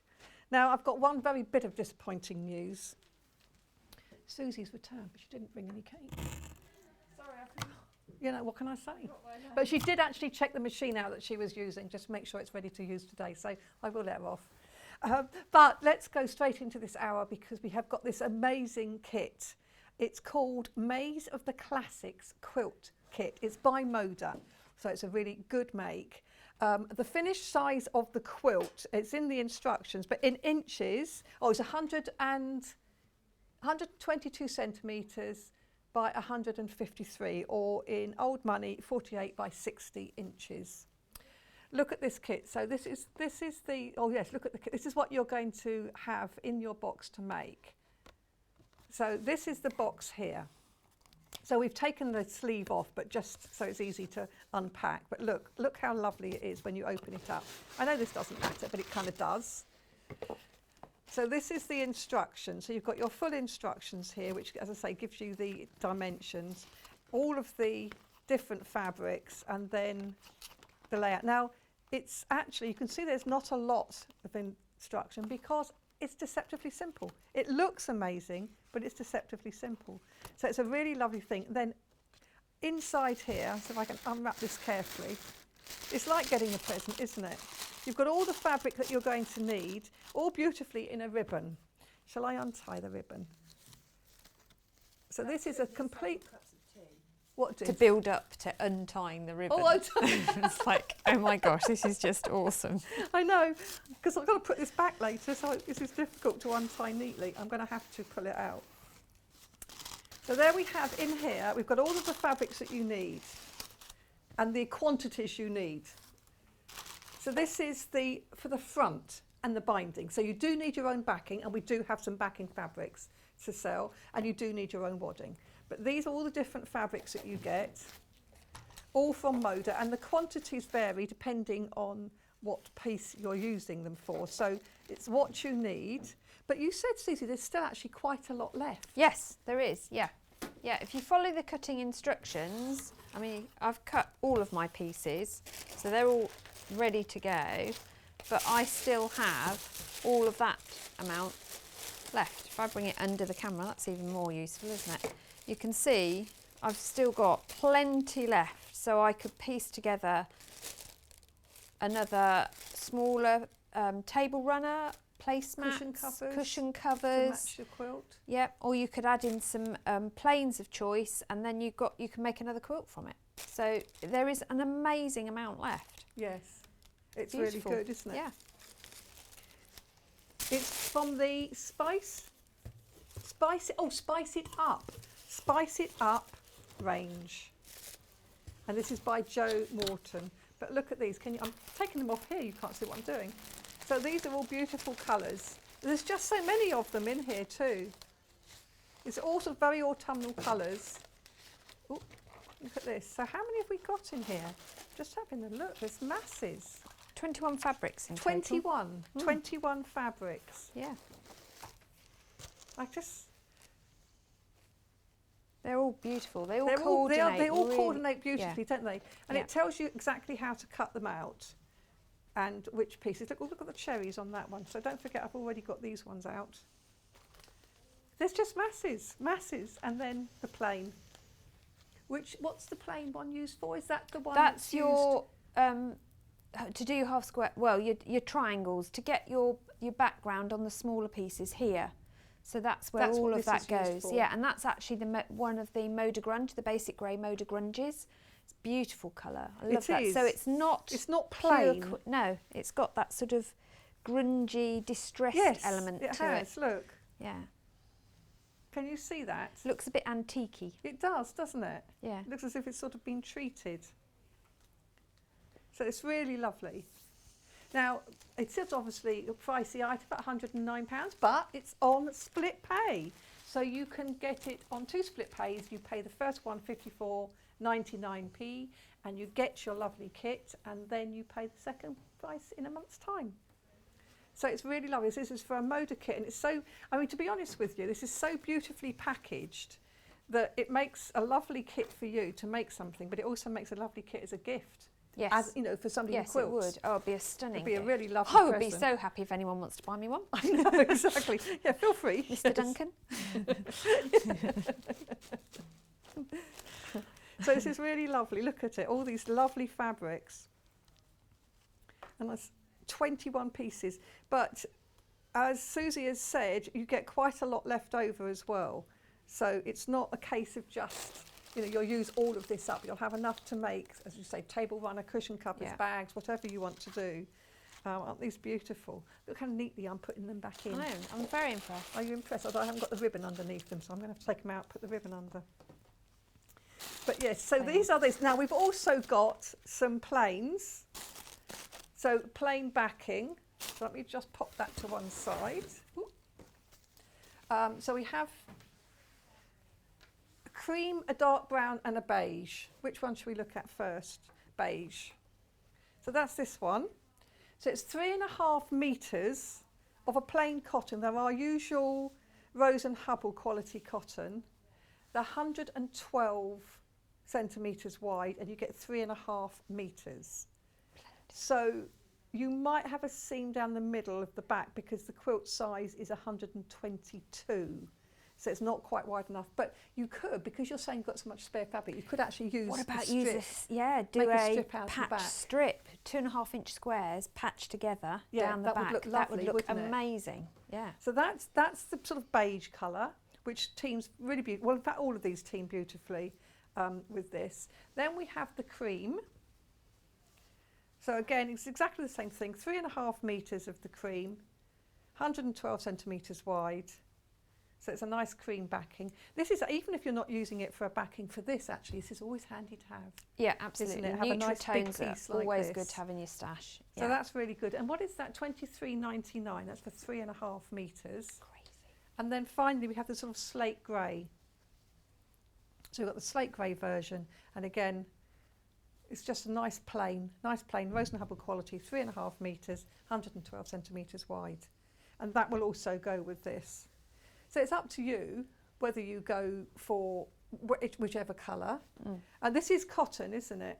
So this is all 100% cotton, which I think is always good. If you've got a cotton front, you want a cotton back as well, don't you? Absolutely, yes, because then you hopefully get good even shrinkage. Yes. But you also get that wickability, because Yes. natural fibres are much better if you're using them for for quilts or anything that's going over you to keep you snug. Yes, you want it to be indeed. breathable. You want them to all be breathable and nice. So that's really good. We also have, we have some wadding as well. This is queen size 1820. It's so it's 80% and 20%. And it's, oh, that's interesting. It's a cotton blend. So poly is 80 and cotton is 20. And it is queen size. I'm trying to look at what size that is. Here we are, queen size, 228 times 274. That's what it is. So that's big. nice and big, isn't it? It is big. So that's bigger Yeah. than your quilt there. So again, you've got spare if you want to Yep. do cushion covers, table mats or whatever Yep. you're going to do Bag with linings, that. Bag, anything. yes, so you've got Yep. plenty. And it is that really lovely quality. It's It's quite really soft. good for bag handles, actually. It that is, isn't wadding. it? Yes. Yeah, I it's like. nice I do and like durable. that one actually. It's one Yeah. of my favourites. We've also got this one, which is down-like softness. This is polyester. Again, it's queen size.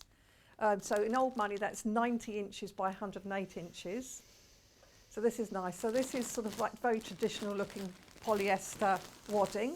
Again, nice and easy to sew with, and it gives a nice bulk to something. And then we have, look at these, aren't these gorgeous? These lovely threads. So this is great for if you're doing any quilting on the top, any surface design on the top. You've got all these beautiful colours that go so well with the quilt design that's in here. They're all cotton threads with a lovely sort of silky finish to them. So you can see that they go well with the colours of the quilt.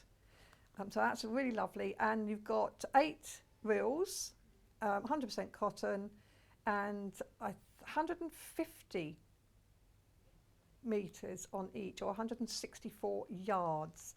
So it's quite a nice quantity as well on each one. And is that £12.99? £12.99 for 8 reels. That's good. madness. That's really good, isn't it? Yes, Especially when it's metler. I should be putting those in mine. Yes, yeah, 'cause metler metler's is a just lovely yarn, an a amazing lovely thread, isn't it? Yes, Really it's nice. And this is beautiful the thread. autumn collection. So that's a really good price for those. Oh, Lisa has just asked, do we have, no, we do not have the pattern on its own, I'm afraid. It is a kit, this is a whole kit, a whole bundle. that It's you not get. actually available on its own. It's not, no, No. it's not available on its own. You do have to buy it like it is as a kit with all of these lovely fabrics.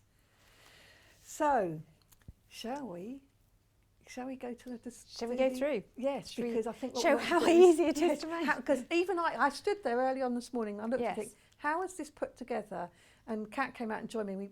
We worked it out, Yeah. we think. Now we're going to Okay, find out now whether you're we got going to it see right. I'm if not you going to have. tell you what we said. in Okay, case but we were before we wrong. get there, I just want to go through a bit of the housekeeping tips that I are going to give you, the ones that I found useful. As you said, the booklet is super short, not a lot to it, and the design itself isn't preset, so it's all random. Now, I don't know about you, but I'm not good with random. I'm quite an ordered person, as you probably know. So I thought, well, the easiest thing to do is to look at the picture on the front or the picture in the book and sort of copy that, because that is random, and then it takes that worry out of my head. Am I becoming too exact about this? But if you wanted to do it exact, I think you've got enough fabric to achieve that, because you've got a mix of browns and a mix of navies in there. You can still get a chevron stripe of navy, one of brown. The only oddball is the green. There's only one green, but there is plenty of fabric in the set. So what I did was transposed the fabric design code they've given them, which is alphabetical, onto the quilt layout plan in the book. Now, if you wanted to do this several times, I would suggest you photocopy it and then you can colour it if you like, but I just gave it the letter of the alphabet that it related to, because for me that meant I could then go through, I cut all my pieces according to the instructions. So basically, all the ones that are going to end up being your big triangles, you're cutting those at 6 7/8 squares. And all the smaller squares, are at 3.5 inch squares. So I just cut all of them together, as it says, and then laid it out in block pieces, and then put the blocks in piles into rows like this. And then labelled each one with the relevant row number, because you're doing 8 blocks in 10 rows. So that way I had it all super organised. Well, I say I did this, I had a little bit of assistance to do this, but this is what I do with all my quilt making, because it makes the process a lot quicker, and it means you can chain piece, you can do a row in an evening if you want to. If you've only got a spare, you know, few minutes, you can just pick up one and do it, and you know where it fits in your quilt. So that's what I would recommend you do. Everything is a 1/4 inch seam allowance when we're doing this. The only thing it doesn't give you, apart from assembly at the assembly point, is how to press your seams. So I opted to press towards the dark side. Press towards the dark side. Apart from where it told me otherwise. But generally that I found that worked. Everything nestled quite nicely together, and if it doesn't, you've always got that trick that if you've pressed properly, then you can flick the seam across. But it is super easy because you're cutting squares. So once again, guys, you do need to get a good square ruler is going to be your best friend for this one, because and this one is a slightly bigger one than yes, what I've you were opted using just now. yes, so I've opted for the 8.5 this time, because the biggest square you're cutting is 6 7/8. So it easily encompasses that, and then you're doing a 3.5 inch square as well. So this is the 8.5 inch ruler is ideal. So I've gone ahead and cut those, because you really don't need to see me cutting, but you're just cutting across the width of fabric at 6 7/8, and then sub-cutting 4 6 7/8 squares from that, and the rest of that fabric is free. So you've got loads of that, loads of fabric spare, which is fabulous. So here's my square. So the first thing you're going to do with this is chop it in half, and this one isn't big enough for that one. So I'm going to go back to my trusty friend on this one. So rotary cutter, and you're going diagonal to diagonal, and as you said before, having the non-slip underneath a Creative Grids ruler means that when you're doing diagonals, it doesn't slide and you get a good cut. The other thing I loved about the fabrics is that even though some were striped, you can get away with whichever way they land. It doesn't have to be going in a particular direction. Yeah. Not all the fabrics are multi-directional, but it works in any direction because of the type of thing it is. So it's really cool. So you only need one triangle, big triangle.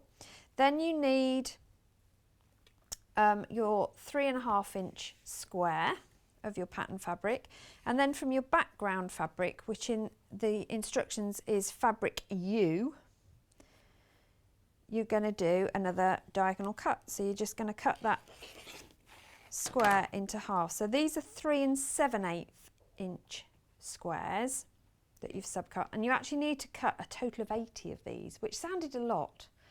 So you think, I'm never doing 160 panels. You're not, you're only doing 80, it's fine. So and these... You can layer that, can't you? Yes, I was one cutting 4 individually. layers at once. I wouldn't recommend doing more than 4 because then it starts to warp, moving, yeah. especially when you're cutting on a diagonal. So these, I'm going to show you how they lay out. So basically, you're going to sew, line your top edges here, your triangles onto your little square to make a big triangle, and yes, that should happen. You haven't cut it wrong, they haven't got the measurements wrong. You want that 1/4 inch difference, because then you're going to sew that onto there, and that will make your block. That is the block. So easy. So start with one seam at a time, and because of that extra seam allowance, chain piecing these is possible, but it's a bit trickier, so I didn't chain piece. But again, your iron is going to be your best friend on this one. So it's a 1/4 inch seam, so either set your machine to its 1/4 inch or know where your 1/4 inch is on your machine, and you're going to stitch down that first side. Stop when you come to the end of the square, not the end of the triangle. Oops, caught that corner. That's all right, we've sorted that out. What's nice about this is it's a really simple design, but because they're such beautiful fabrics, the fabrics do the talking. Absolutely, don't they? yeah. They make it. Yeah, and why And would you if you're want a to make- beginner, this is... And by the way, Kat, we were right. You were right. Yay!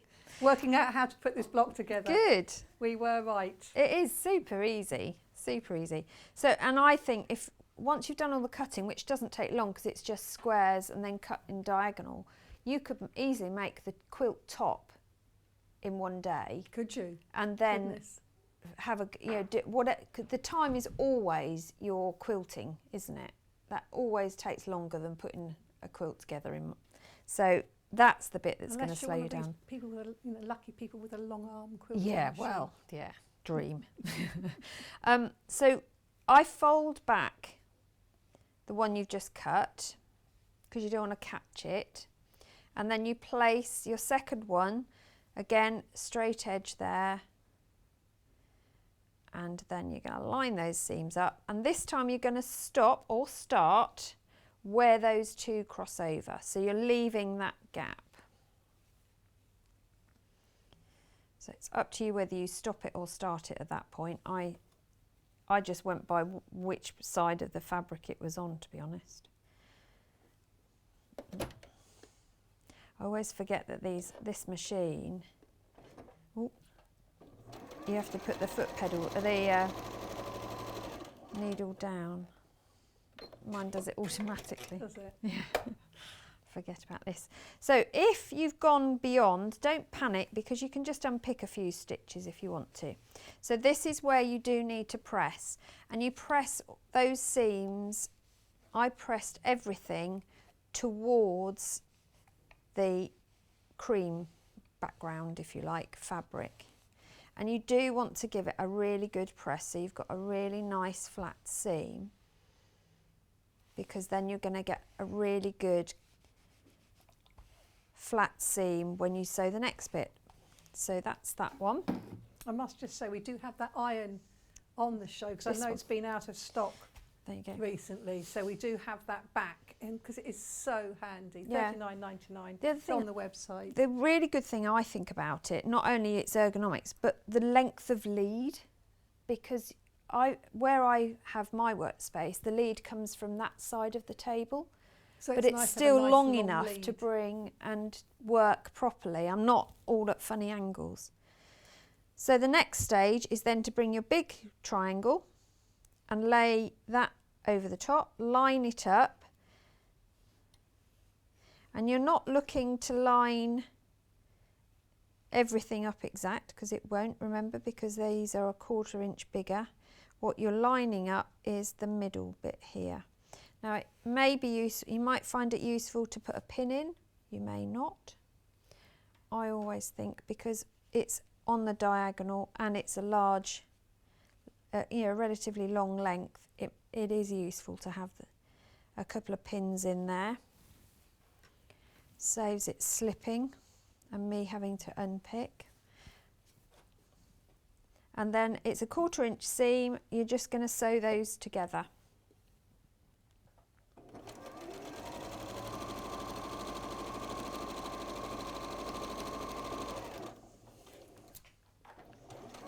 We've had a question, let's have a look. Yeah. This is coming from Diana. Hi Susie and Wendy, do you think there may be enough fabric left to do an extra row down the side? Easily, yes. Yes. That's good then. So if you want Yeah. to make it a little bit bigger. You can do, yes. Yeah. Thank you for that, Diana. It's always useful to have Yeah, answers to that well, sort of that's thing. why I deliberately cut everything so that I could see how much was left. But it also means that if you are wanting it in a particular colourway, you've got the scope to do that as well.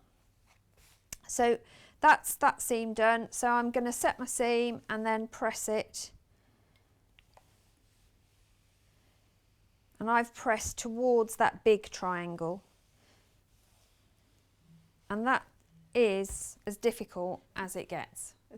So I'm having it's nice and easy, isn't it? It's Yeah, a really nice, it is. easy block, but looks stunning when they're put together the way they Absolutely. are. I'm having comments in my ear about the fact we're impressed that you've had an outfit change.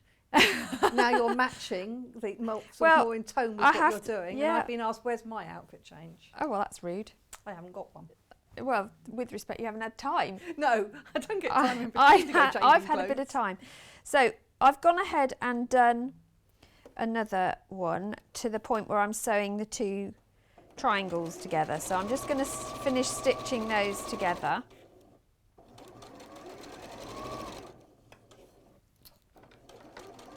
Oh, I've got a question here. Caroline Bailey has said, hi all, is that block the cat's cradle block?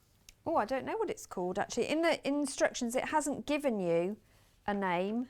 It just says create the block. So I don't know because I'm afraid I'm not familiar with every single block. No, I'm afraid I can't help it. If anybody else knows, by the way, do let us know. I could look it up if you know. Let you know. Because we don't. But I'm sure there's a man out there who does, or a Oh, woman. absolutely. Yeah, if you've got one of those, like, Encyclopedia of Quilt books, it'll be in there. I have got one of those, but it's a hefty book.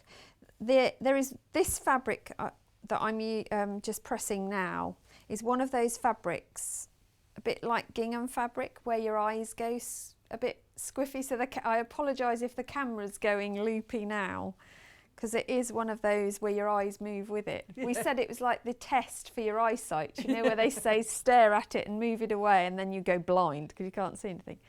So to join the blocks together, I do recommend, really recommend, you look at the orientation in the diagrams.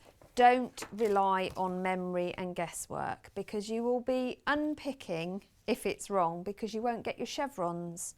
They won't appear if you set them incorrectly.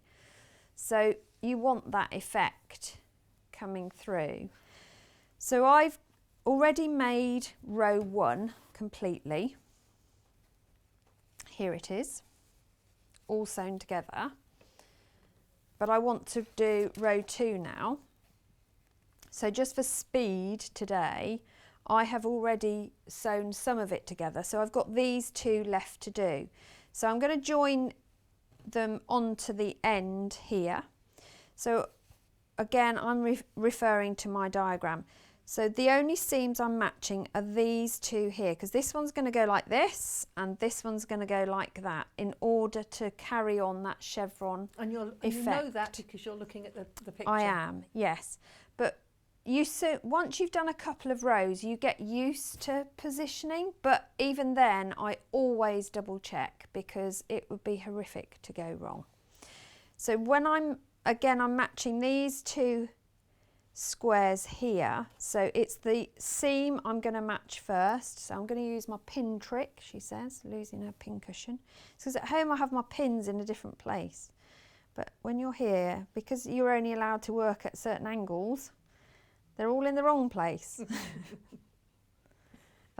We just like to make it more difficult. Oh, it's a challenge, I feel. It's a challenge. So I'm going to hold those with pins. And again, it's a 1/4 inch seam on those. So we'll stitch down there, removing the pin as we go.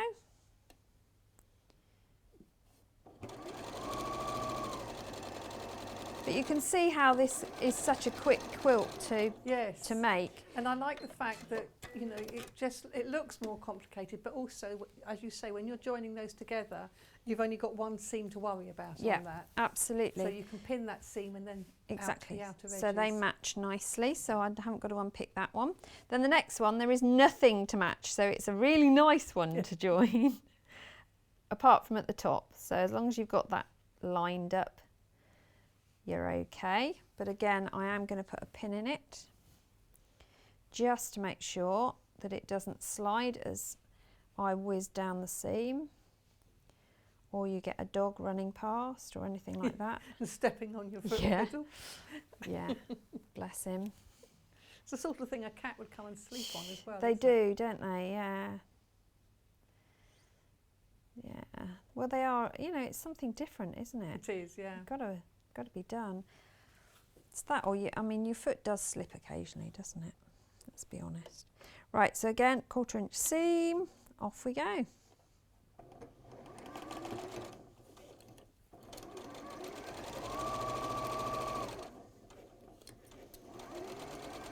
We've got a message from Jane. Let's have a look at the message. So Jane is saying, fantastic demo, guys. I am inspired. Never made one before, but now want to make a quilt. Love this kit too. I think that's a really good idea actually, because you know, if you haven't done a lot of quilting, this is a really good way of having a go. Yeah, I absolutely, think. yeah. Because it's everything you need to do the quilt top is there, and all the different colours. 21 different pieces of fabric, 21 Amazing. different colourways is amazing. And you know, then £109.99. It's a really good price for 21 different fabrics, which includes the binding and of course the instructions. And it is available on split pay if you don't want to spend that much in one go. So that's really good. £54.99 over 2 months. And as a beginner's quilt, I mean, they say it's an intermediate, but I think an experienced, well, it says experienced beginner.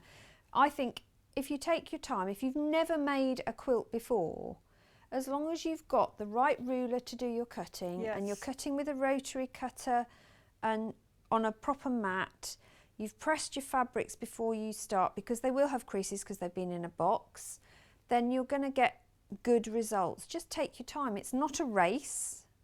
Rome wasn't built in a day for a reason. Quilts don't have to be made in an afternoon. I know we always say you could make this in a day. You don't have to. No. These can be a work I find with a lot of project, what a good idea is actually to cut out on one day and then make on another. Absolutely. Start afresh. Yeah. And cutting everything out actually gets your head into the pattern as well. You start thinking about placement, about your fabric colours, where you want things to go, and you get used to the terminology of the pattern, because although quilting terms are fairly generic, the actual terminology between patterns is often different. So it helps to read it through. Always read through all instructions first. Never just do it step by step, because it always falls foul. So shall we put these rows together? Now when you're pressing, this is the only time it does tell you a specific way to press. Now I've chosen to press my odd rows towards my right and my even rows towards my left. That is just how I work. It's what it is. You have your own method, but basically you want alternate rows pressed in opposite directions, because then when you put them together, your seams will lay flat and nestle nicely. So I'm just going to press those 2 that we've done. So these ones are going to go to my left. So I'm just going to set the seam and then press them over. Do the same for that one.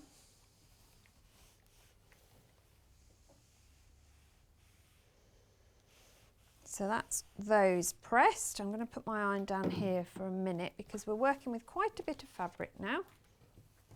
So now what I've got to do is bring these together.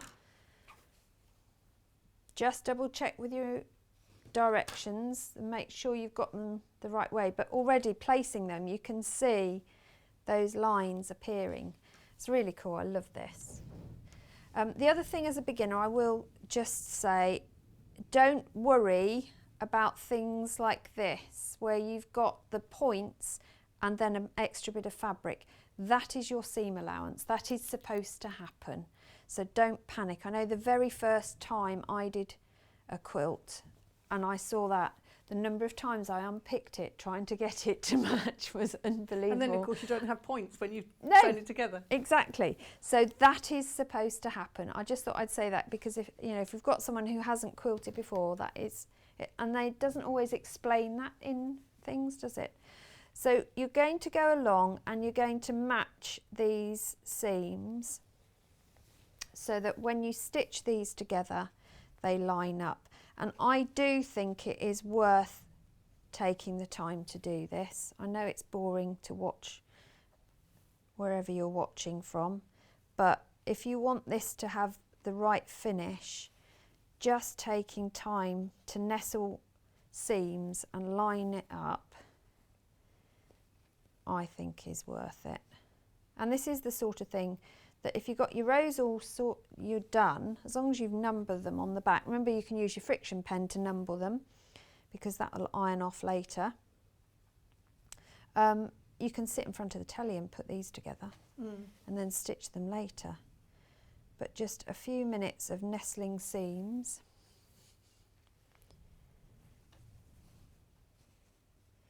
Is worth it.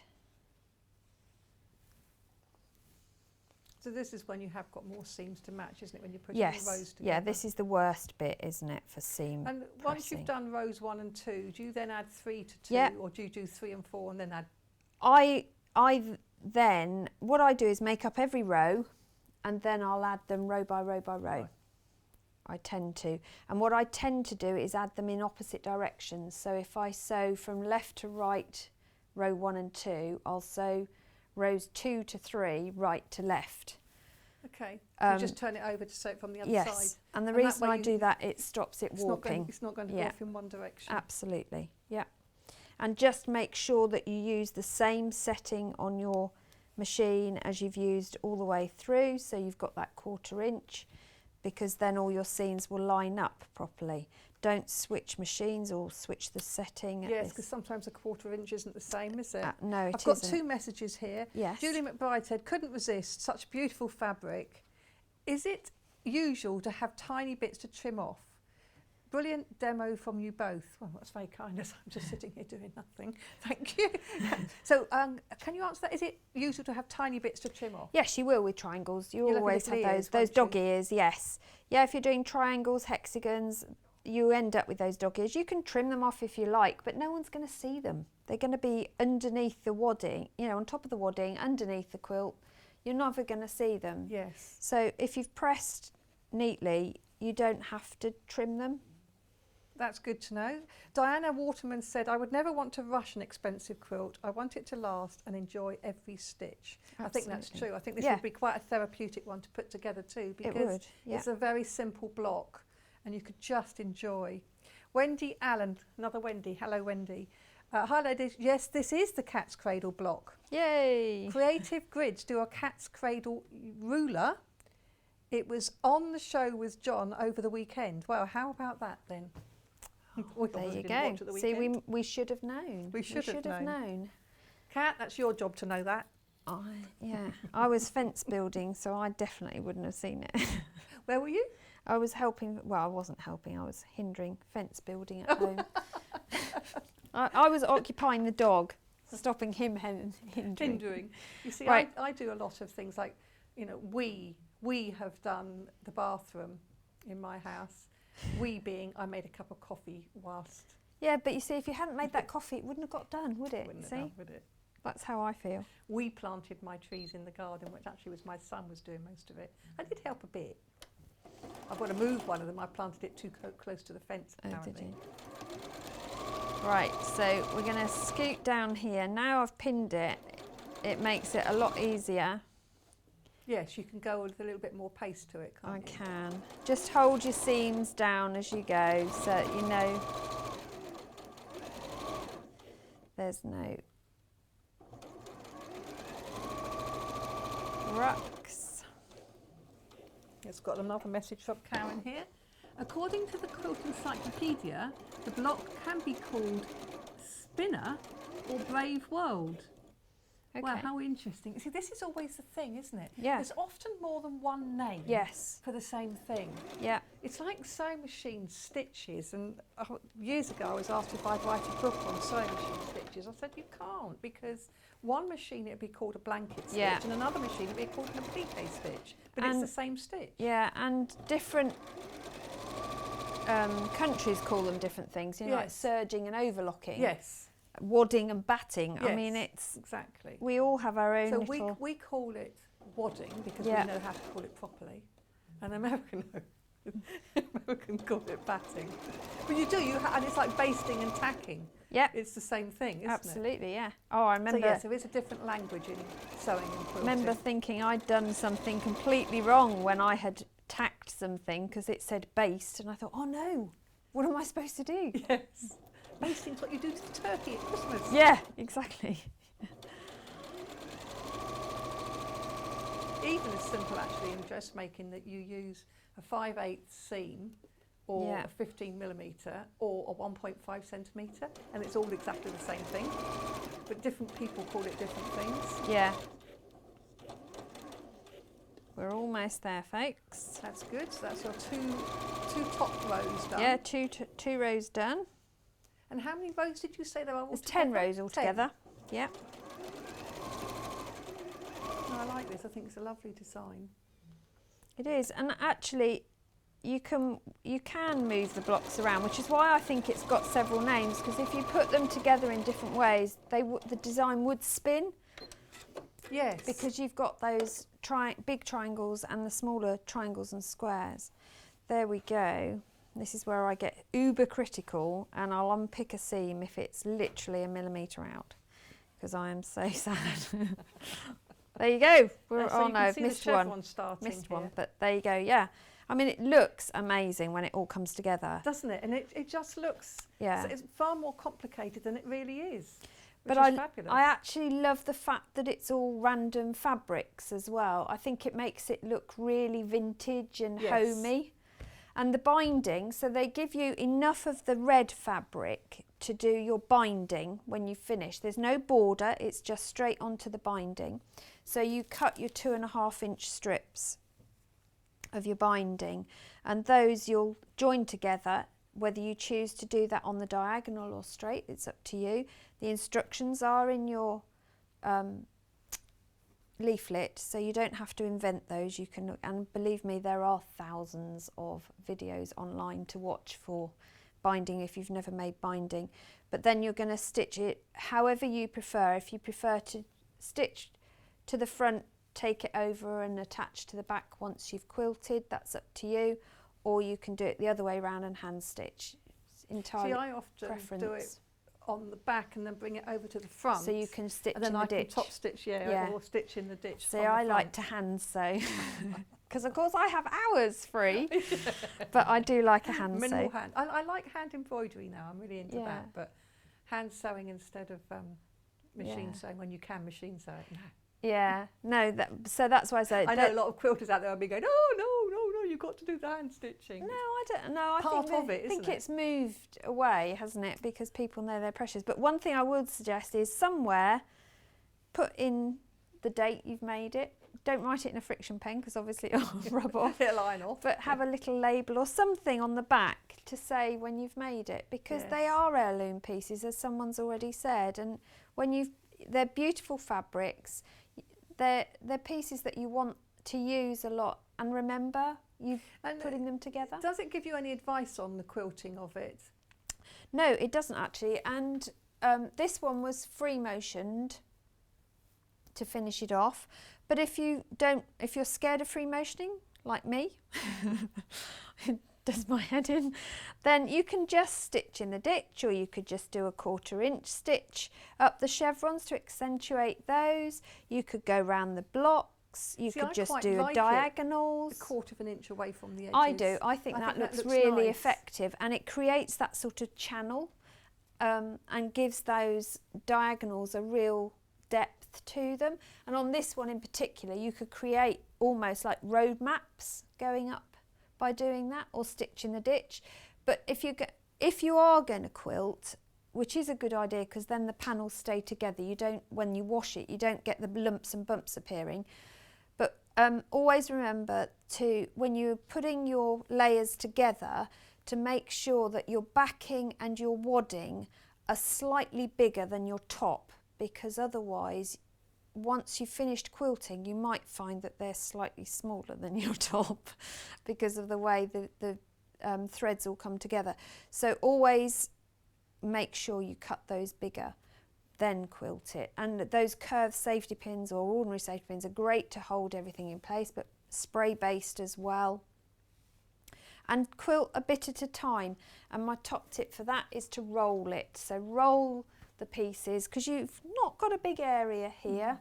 Roll it, don't fight it, roll it, take your time to roll it up, pin it to hold it, So you're just quilting a small area so it stays flat. You're not going to get lumps, bumps and everything else. But yeah, I mean, this is just such a lovely quilt to put together. Beautiful kit. And then you've got all that afterwards. You can come up with projects. You could do mini versions of the block. You could do These like would make little great placemats or coasters. something, or Yeah. coasters. Mug rugs, as the term is now, isn't it? Mug rugs. Because I think, look, there's your mug position, there's your biscuit position. Oh, yes. Chocolate, perfect. What more could you want? You're a woman after my own heart there. So let's just reiterate what you get in. Thank you ever so much, No, Suzie. thank That's you. lovely. And you've, as usual, made it look so terribly easy. Well, to be fair, it is. It is an easy block, Yeah, isn't it is definitely Yeah, one. And it's- definitely the lady who messaged in, I'm sorry, I've forgotten your name. I do apologise.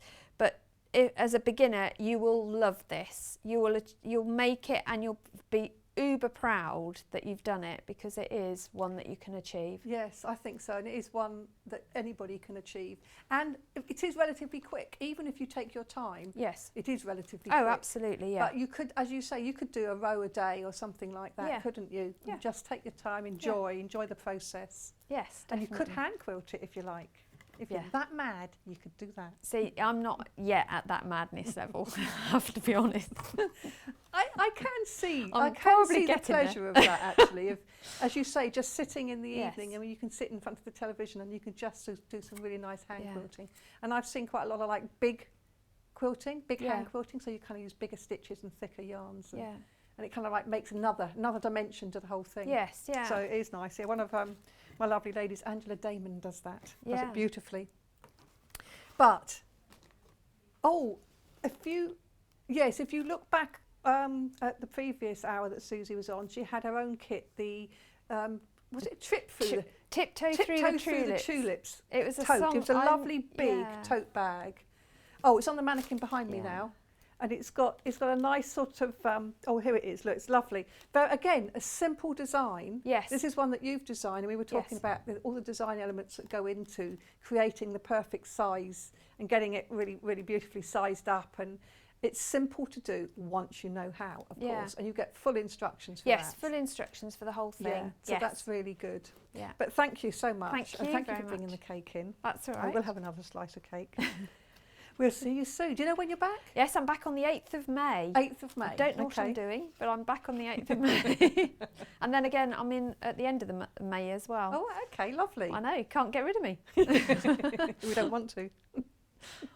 So let's just have a quick look at what you get in the box again.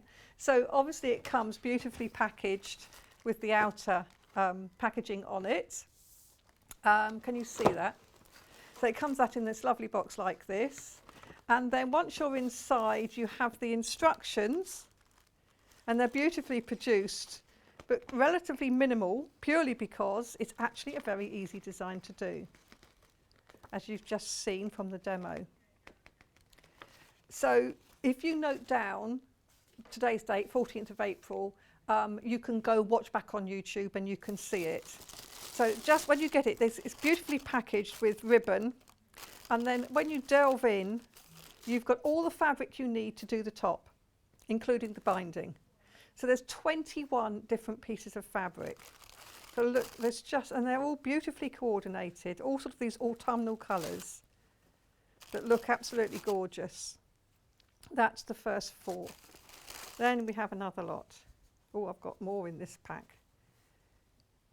Got 5 in there. Look at these lovely cherries.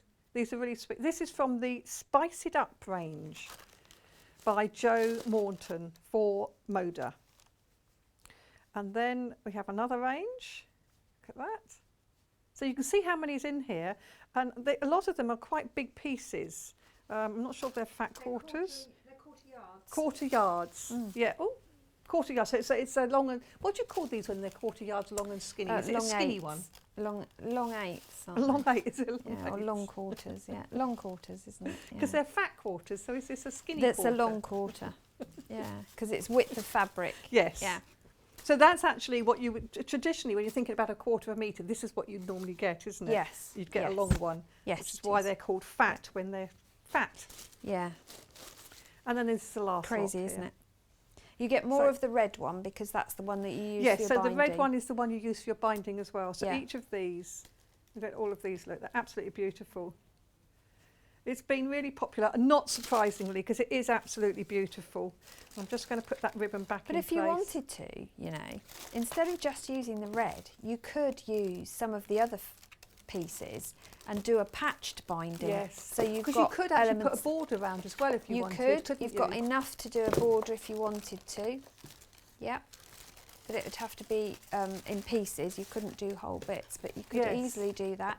Or you could do a border to the backing to bring Oh yes, yes. bring because the we're two saying that designs, those and then you could backings we make might it have to- reversible.